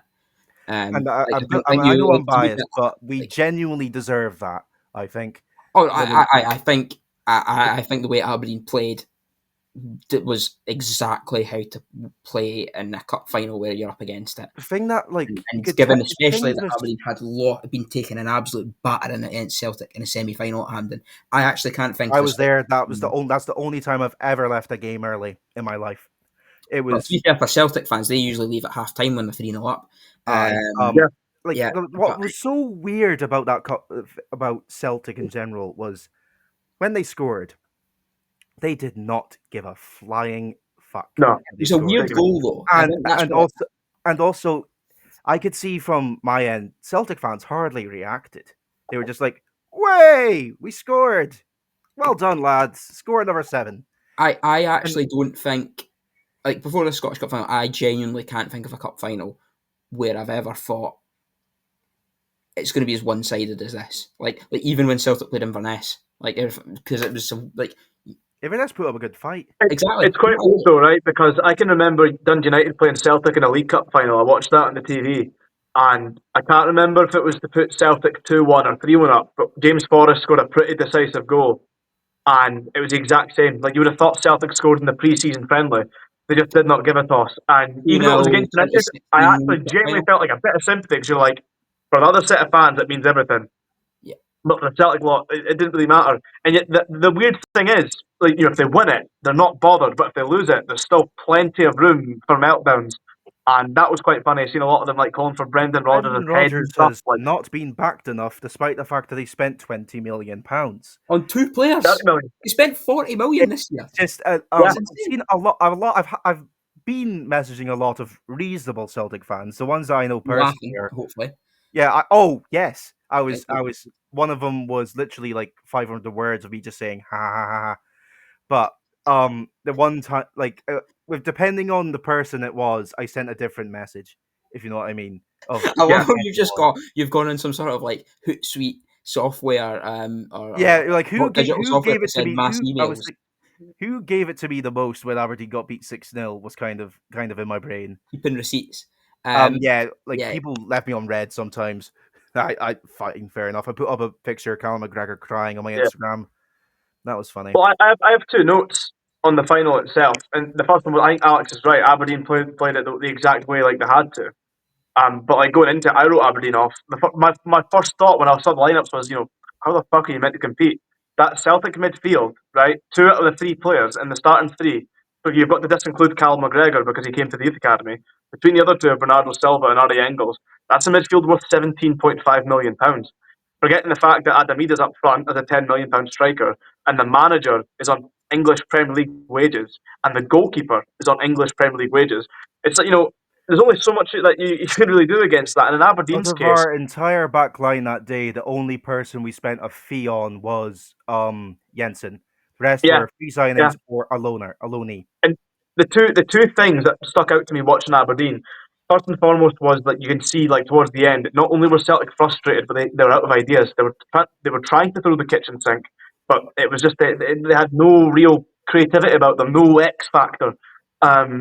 Yang, that's Hall of he's Shame crap. performance, Yeah, absolute that stinker. was I'm he was sorry. I Like, do not no, think he's good. He is. no, He is the worst. He's not the sorry. He's the second worst of all the players they brought from Japan and Korea. The worst one was Imiguchi, but oh yeah, he like was worse. Yeah, he was shocking. But at least Iwata's made a career out of himself after he left. yeah, Awata. Like there's like Sawata and Kwon that weren't probably enough to play Celtic, but they were like you could see there was players in there. yeah.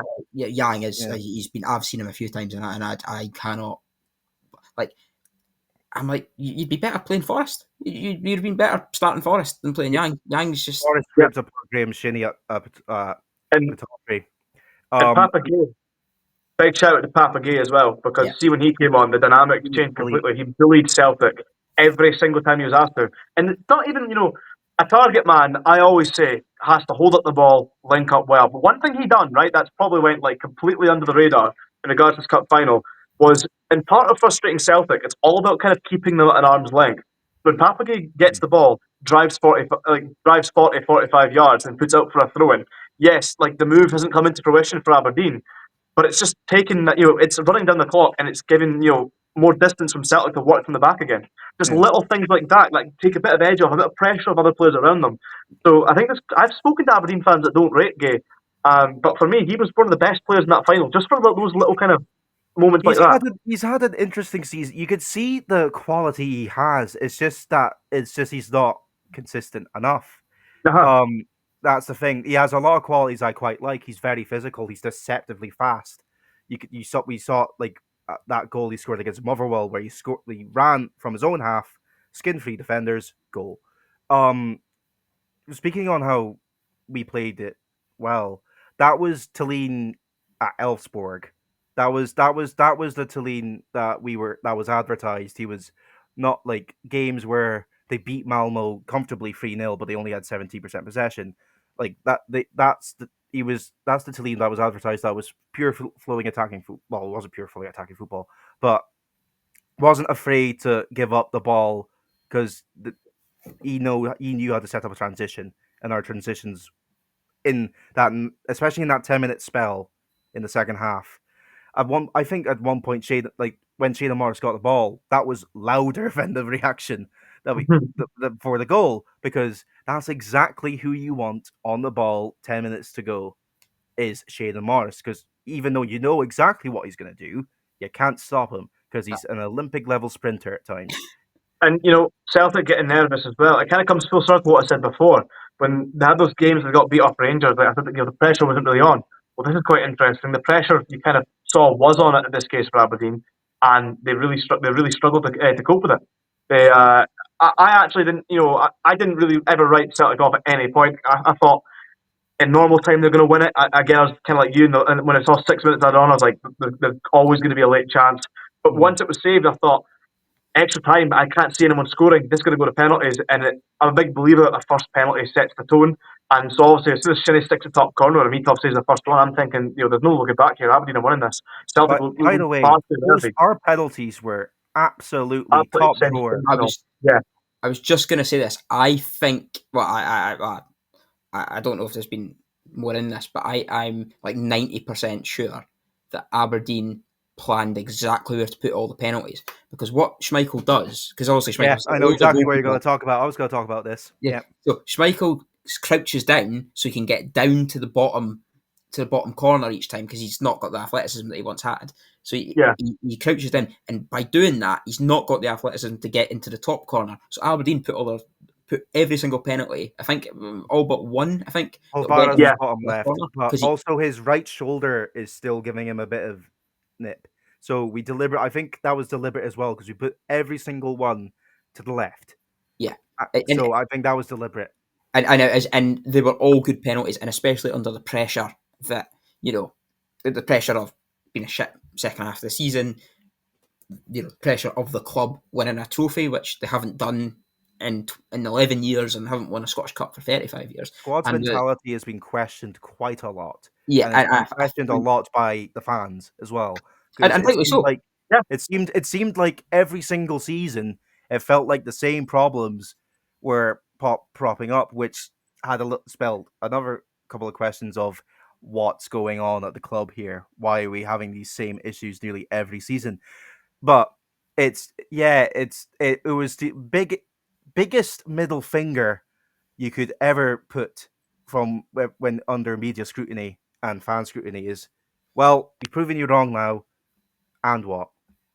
It's the first ever time Brendan Rodgers has been beaten in the Scottish Cup.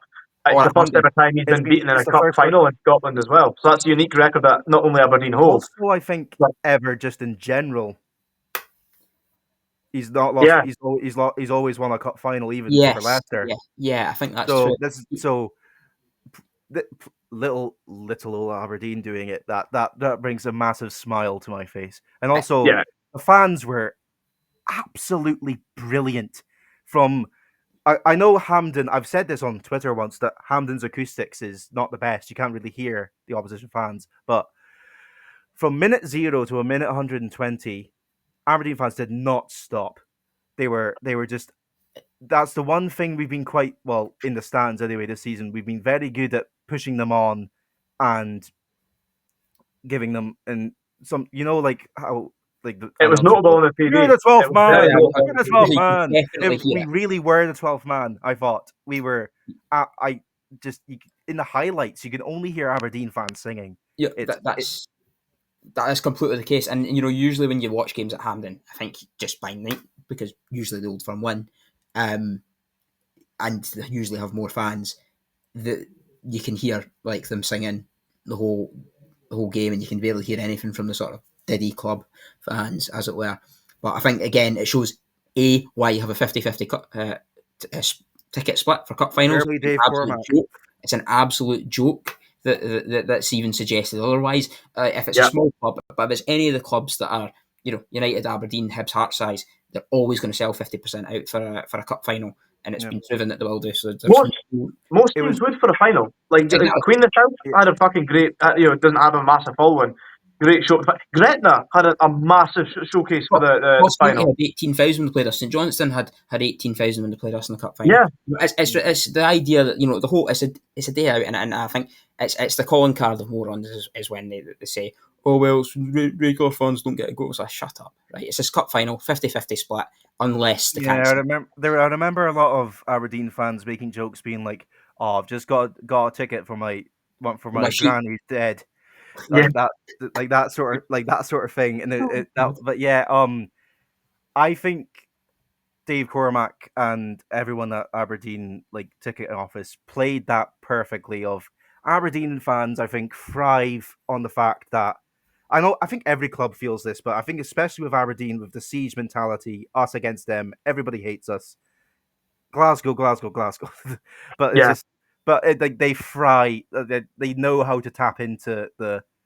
I don't know what to call it, but it's just motivation to like represent the club, if you know what I mean. Yeah, it's the kind of So it's that fuck you mentality. yeah, Dave Cormack, he's an Aberdeen fan himself. He understands the fans 100%.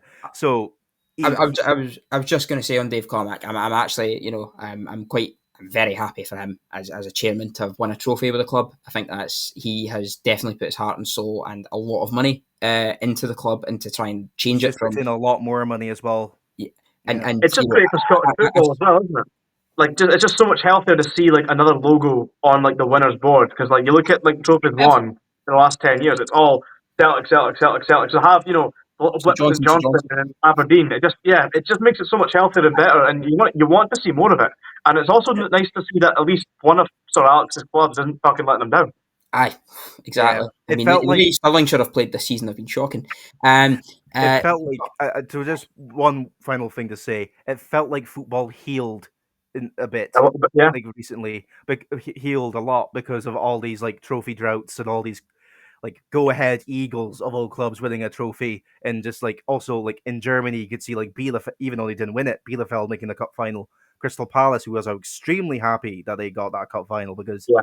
they're a proper. I would say if they were put into another like Crystal Palace they don't feel like an English club. If you know what I mean with their fan base, they try yeah, really really hard to like set an ultras stuff, and they do a very good job. I was they're happy not for your my mate as well. traditional Premier Leagues. You're probably them. They're probably the only club I would say that haven't been completely sanitised by the Premier League. That are Yeah, consistently there. I know Sunderland. You can maybe argue Sunderland as well now, but Yeah, yeah, yeah, it's same Newcastle as well. You've obviously seen, and obviously we said Union Saint Gilloise in Belgium. There's numerous ones you've seen, and even the Ajax bottling the Eredivisie title and the scenes that yeah, the PSV like fans. for me, right? It's like remember, I say remember. Well, of course, we'll remember that period when Rangers were out the league, and Celtic then got like weaker as a result. That was my favourite time following Scottish football yeah. because you were seeing tons of that. Ross County winning their first ever major honour, Inverness winning their first ever major honour, St Johnston winning their first major honour. Hamilton were in the title race at one stage. Yeah, Hamilton Accies were legitimately in the title race in December. yeah. Yeah, Morton got to Hampden. Aberdeen obviously won the League Cup as well. That ended the trophy drought of about was it 20 years or something along those lines. yeah, It just like it was such a healthier thing to see that more Hibs than won just the Scottish two Cup. teams. And Hibs, of yeah. course, won the first Scottish Cup in about 100 years. It was just I loved it so much because it was just like diverse, like We were silverware, very diverse close. achievement. We were very close at a stage to winning a league ourselves. I, I, Yeah, I think there was it 2016, 17. I think you were extremely close, and you're thinking, right, okay, Aberdeen can win a title, and there's that belief that, and then obviously it just kind of that latter part of the decade, Celtic just managed to kind of put on the embers, the afterburners, and find that extra 10 million to spend every season and buy Aberdeen's best players, and Yeah. yeah, and you just kind of felt like that was a bit of a shame, and but If Brian Christie you didn't do make hope. one sub appearance for Celtic, we would have gotten him in the swap deal for Johnny Hayes. That God's sake. But it's things, it's things like that, and it's obviously sliding doors moments, and we talk about it in football all the time. But I think I think obviously it's fantastic to see another team win the cup. Obviously, bitterness that it's A, a rival to United, B, kind of punted United down a European comp. Yeah, it was. I will be honest, Alex. It was incredibly pleasing, because after the pitch invasion and all the Dundee United fans giving it big, and then get it taken away, I will admit it was very satisfying. It I can was very imagine. I satisfying. imagine so. Yeah, I think I didn't want to annoy you because you're fine, but just other Dundee United fans I know, I was like, yes, pricks. to be fair, I'd probably deserve it as much as any of them. But it's it's it immediately resets, calibrates anything that the kind of doubts that you had in the middle of the season was talk about it. And now you've got 8 European games minimum to look forward to. You're going to have A lot more money to play lot with more money now. to spend. You've got 6 million basically in the bank from that.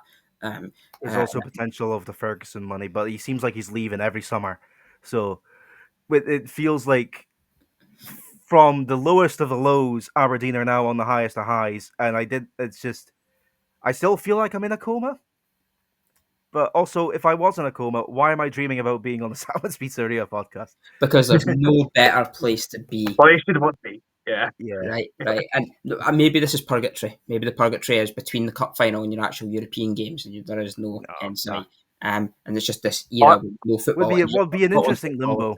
I thought you meant like just this podcast is purgatory. Like when you die and like they decide whether like you're good or not, they just send you here. Like you're just in this podcast. Like, oh yeah, It's an eternal you're a bit of a waiting greater room. here, so you're gonna go down here and you're gonna talk about Cove Rangers for a bit whilst we figure out like which way you're going.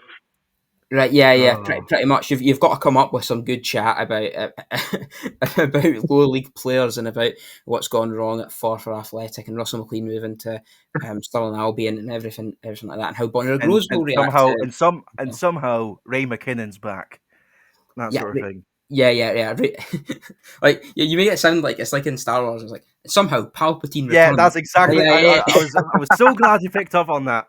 Right. But yeah, to wrap up the Aberdeen talk in a nice little bow, best couple of days of my life, best time with my family, like just spend that time with my family. Like my dad has seen a load of things as an Aberdeen. He's seen Gothenburg, he's seen all that, but the fact that he said it was his favorite moment because he was with all of his sons, and it's just that sort of thing, and it's just beautiful. I think it's a great footballing story. It's a great emotional story, and let's just say I had a lot of alcohol on the day after, not the night after, because I got back to Aberdeen at like past midnight, and I was very overstimulated. So, when I went to the Foundry, and I went to the Foundry afterwards, and I filmed a video of Aberdeen fans singing "Horny Aberdeen." That got me. If you filmed the video in the Foundry of an Aberdeen fan, that goes down a very dangerous route. So yeah, it does. It got me like 1,500 likes on TikTok, and I was like, no, I'm never going to post a TikTok again on my phone. Then, how are we all feeling then about the Premiership just like next season? Because I think it shapes up to look like the best it has in quite a while. Oh, obviously there's no question marks over a few teams. You know what? STV That's such a smooth Sports segue, back. Ethan. Well done. It's very Panini sticker album, and I mean in the best way possible. I don't remember the Clydesdale, but it feels a lot of, because obviously, like I'm a 2003 man. It's very Clydesdale. It feels like I feel like it's going to make the Premiership. It's going to make the Premiership more unpredictable. I think in a good way. But I agree. I actually think this is, as for this season, it looked really finely poised, and I think it probably provided us with one of the most mental seasons ever. Just when you think, I think it is the most mental season in my memory, because Hibs decided to become Galacticos. Hibs were bottom of the league in November.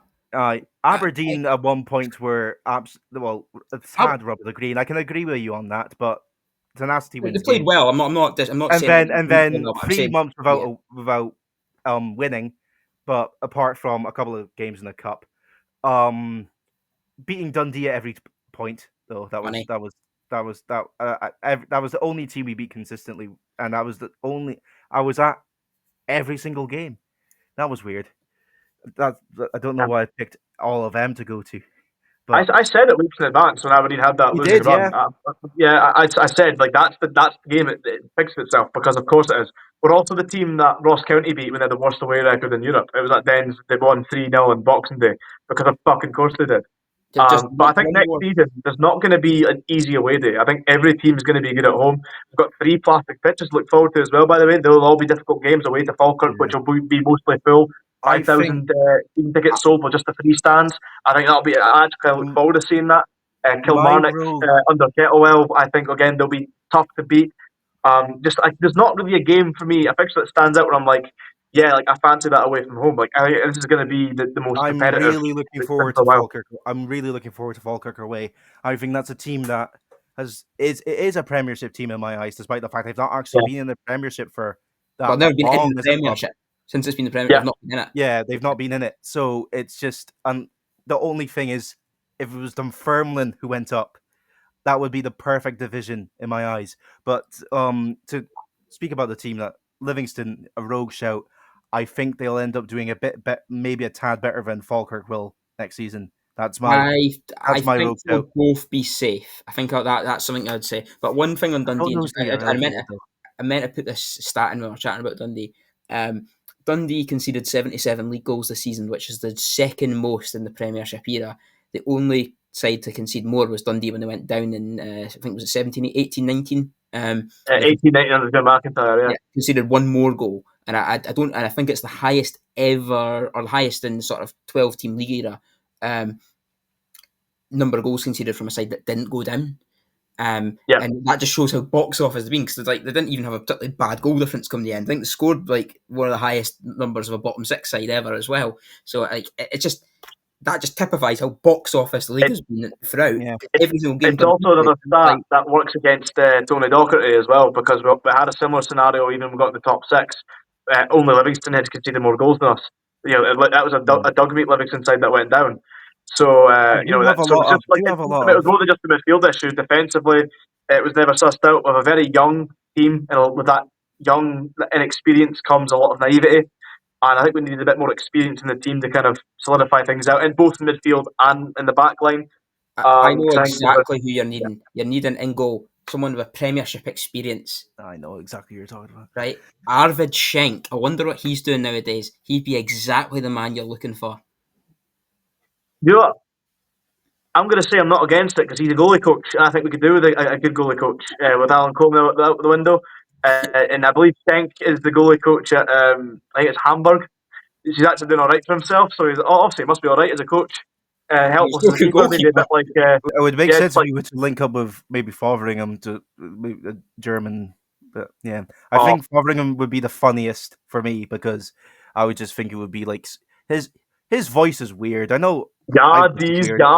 Yeah, he's like the mix of German with a mix of an Italian mafia with a mix of Dundonian. He's just got a Dundonian accent. Yeah, I know, but like it's Dundonian that's been like tampered. No, it's just a Dundonian. It's not a Dundonian. That is just Dundonian. Like people have been saying this. It's like you don't give me intensity. You will get in my team. You no play for my team, right? It's not Italian. It's like easy for people from Tayside to say. We're not here for coach. What was the name of Ford Kiernan's like character he played? Like the Ronald big man. Williams. Oh, the big man. It reminds me a bit of that with just the way you were just like, but yeah. Taysiders in space. Oh, that was a good one. But the set phasers to Malky, that's not a Dundee thing or a Tayside thing. That's a Glaswegian thing. So I don't quite know where they got that from. But that seems to be a thing with Glasgow. West Coast people. Everything that isn't Glasgow is really north for them. Yeah. My favourite one was when I was at uni in Aberdeen. It was a girl from Glasgow, and she said that Glaswegian Scots is the only proper Scots, and I was like, "Are you chatting utter pish?" Well, I live in Edinburgh, where Scots is frowned upon in unis, so yeah. Thanks for tuning in, guys. Another anti-Old Firm, anti-Glasgow podcast. Yes, rounding it off, and and just to reiterate, Dunfermline or Scone, or even better, the West End of Dundee would be served as Scotland's capital. And from Scotland's Premier City, we should probably end it, actually. I mean, there's so many other things we could talk about. We've barely talked about St Mirren making top six, Hibs' mental season, Motherwell, Michael Wimmer. I mean, so many other things we could get into, but we'd be here for hours and hours and hours. And this isn't a Terrace podcast 8-hour special, as much as I would love it to be. But unfortunately, I mean, you've got Craig Telfer to do that all for you. Right, well, unless there's anything else, lads, any other AOB, I'm planning my summer holiday to either Kosovo, Albania, Serbia, Moldova, Transnistria, Belarus. Well, I won't be Belarus, be Hungary. Faroe Islands, Estonia, Latvia. Any one of those countries I will end up in, and I will watch my team probably lose to some bunch of jobbers from Eastern Europe. But I'm looking forward when we got beat by yous, that was the only thing that slightly cheered me up. I was like, oh, no, that's some interesting away days at least. But I'm hoping, well, if we get into the Europa League, we're not going to get many points. But if it's the Conference League, I'm hoping for the Czech Republic, Italy. I'm hoping for you only need Poland. 2 games. You only need to win 2 or 3 games to progress. So you can. Yeah, but Europa League's a different ballpark for the teams I've seen. You don't want to play in Europa League. In some ways, it's the Champions League. It's the same for Rangers as for Aberdeen or Hibs or United. Well, not United, but for Hibs. It is. I do feel a tad bit of sympathy for Hibs, but I also don't. Funny. It's funny, Well, but the 2 times they finished third, Conference League group stage was available. It's been taken away from them by whoever's won the cup. Johnston and It's Aberdeen. so Hibs. It's It's hilarious. it's But so like I say, Hibs have I provided was me with some of my favourite moments this season. Particularly that 3-3 draw with Aberdeen was just incredible watching don't as a neutral. fucking remind me. That was when everything went tits up. But even more so was the game at Tannadice where Mishak scored in the 99th minute or it was 100th minute I think in the end, in the 13 minutes of stoppage time where we were 2-1 down after 94 minutes and went on to win 3-2, and one of the best games I've ever seen. It was an unreal game of football anyway, but just the best And end. who knew that Hibs side were at one point the second best team in the league? Yeah, went on to again. It's just incredible how mad yeah, this. that's a sliding doors moment. If Aberdeen won, then there's maybe a chance Gray could have been sacked at that point as well, and the season could have Yeah. been completely different. Oh, it's, But it's you Lee guys have Johnson your could have been summers in all mapped too. out. You're going to have lovely European away days, I'm sure. On my end, I'd be, missed if I didn't mention it on the pod before signing out. I'll hopefully get to see the first Dundee team to lift some silverware at the Salmon's Pizzeria Five-a-Side charity tournament we've got on the 14th of June in Edinburgh. So, for all the listeners that weren't aware, it's all money raised is going to Dementia Scotland. Links are included. You can find it all across our socials. And I'm taking part with the Up with the Bonnets team representing Dundee, and hopefully you'll get the job done and bring the pizzeria trophy home. But like I said, there's more than just the link. We're looking for support from all bases, even just sharing and getting the word out, or even just some support to show face in Edinburgh as well. I think we are going to have a bit of a decent crowd to show up and watch. So yeah, it's worth plugging it out there. I you have very well plugged it. You can definitely find it all info on the socials. If not, you can send any of us nasty DMs, and we will provide the information for you. Especially nasty DMs towards at Dens Park Choir. That None would to be me. I'm not going to be available. I apologize. I'm gutted, but I need money. I'm working my arse off in Shetland. I need the money. I'm sorry, lads. I can't really get some time off for it. I'm the Like, same. I'm predisposed that weekend. I'm afraid I cannot make it. can I make a request? Make cardboard cutouts or something of like people who aren't there. I think that might be funny. There was a I thing I mean, did recently of I put my I did it originally with my dad when in Inverness. I put up loads of like football stickers of my dad over Inverness. That was funny. But I did the same with my mate Harry. That was just like just that sort of thing. Just make sure that we're there in spirit. That's what I would request. I'm the same. I've been predisposed. There is a bike race that weekend that I somehow have been roped into doing stuff for. But I can only say that the race that I'm looking forward to tomorrow, sorry, not tomorrow, next season is the race for the Premiership between about all 12 clubs going for it, because I really hope Celtic and Rangers have dreadful, dreadful starts to the league season, do brilliantly in Europe, but do terrible in the league. I So really hope Celtic go to Dubai at some point.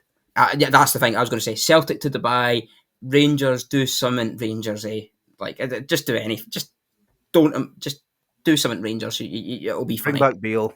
But I bring back Beale or put Barry Ferguson in charge for the whole season. Maybe he's just going to stay there, and who knows? Who knows what's going to happen? Create a chief of staunch staff. Bring back Graham Marty. Or Warburton. What's he doing nowadays? Yeah, I mean, any of these people. Kashinya. I mean, just hire someone. Cassinia's involved with Santos these days, I think, and Warburton's probably doing stuff with bread. And Ali McCoist is still just kind of kicking around, just playing some ACDC in the changing rooms, and I think you've got yourself a goer there. Put a back cam at Proper Auckland Rangers Howie. fan. You'll be there. I think very much. how of the Free Ranger supporting people in this podcast are going to be quite. I don't know how this has happened, but They're going to be very angry at us. But yeah, I very much enjoyed your company this evening and across the season. Thank you very much for joining me in this gallivanting tour of most of the Scottish Premiership sides. I mean, we only spoke about 6 of them or something. I mean, to be honest, just so much has happened. It's impossible to talk about. There's But way too much to get into. But I very much enjoyed the season. It's been one of my favourite. It's probably been my favourite ever season, actually, for a number of reasons. But from looking across the whole league, United being quite good's helped as well. But despite the fact how weird it's been, it's probably my favourite season. I was an Aberdeen fan. I was going to say I mean, I don't think many could top this season. I imagine if it's probably not your most favourite season, probably an indifferent season. I suppose not a little bit of worry and jeopardy, but I mean, you did get some good football as well at times, and you also got to see a derby Yeah, Paradise, which we haven't mentioned. probably a shit season overall, but it had its moments, is what I'd say. I can imagine. So I was definitely, and there were definitely not. It wasn't boring to watch it. Certainly, Yeah, it's but never dull. no, I think we're going to leave it there. Thank you very much for listening. If you've made it to the end of this podcast, well done. You probably deserve some sort of award. We could get a trophy for you. There's a trophy on sale at McTears right now, the auctioneers, and it's a Bell's trophy from the 1996-97 Scottish Premier Division season. I would suggest you can go and have that. I think it's only for quite cheap. £12,000. Yeah, which is £12,000 is really cheap for what it is, actually, by the way. But thank you very much for listening. Thank you very much, both of you, for joining me.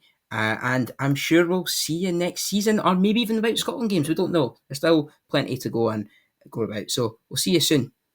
Goodbye.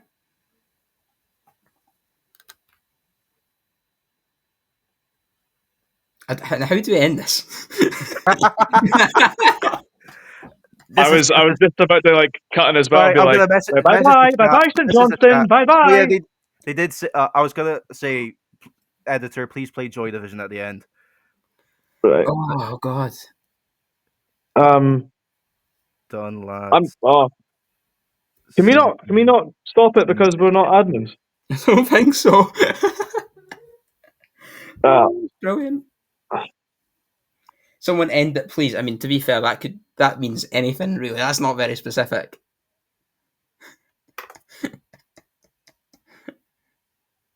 Oh God. I know we didn't really discuss Celtic or Hibs or something in a while, but I don't want to talk about Celtic. I know. I kind of made the joke there, but I'd be honest. Like, I'd rather chat about things that we know about. Yeah. And I think I've been more interested in recent weeks, and I think those things have been. I think I was quite silent. I think at the start, but I feel like I needed to grow into it, and I think I grew in well. I was fine. Yeah, you did. I was gonna say with Celtic, there isn't really much to say. Like, really, it's a question of like, we touched enough about the cup final, about how they got nervy and like they fucking bottled it. How they had a league season, they just kind of cruised through because they had no real pressure. The only other thing you could have added on was like the whole Champions League campaign, which was actually probably the best European campaign they've had since like 2003. And the potential they maybe have to build on that, but that's kind of like, we've pretty much checked all boxes bar Europe for them. Probably recency bias involved, but with everything that's going on, but it was still a class effort. Yeah, sorry if I went on about a 20-minute rant about Jim Goodwin. But I went on a 15-minute rant, basically saying the same shit. It's fine. It's a podcast. The only thing I didn't actually get to say. The only thing I didn't get to say about United was simply when we're on about the players under the radar that kind of hit the scene. I wanted to contrast as well that when United were spending big or bringing high profiles, I had the exact opposite. Like Tony Watt was quite a high profile signing, but was absolutely dog shit.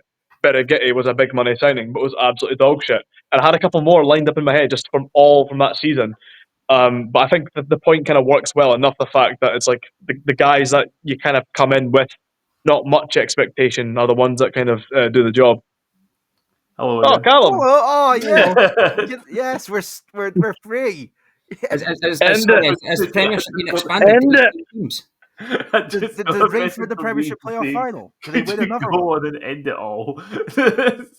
No, it was a great recording, Callum. It's just we've been stuck on recording for ages, and we have a slight feeling that it might end up in the audio recording because sometimes it doesn't get edited.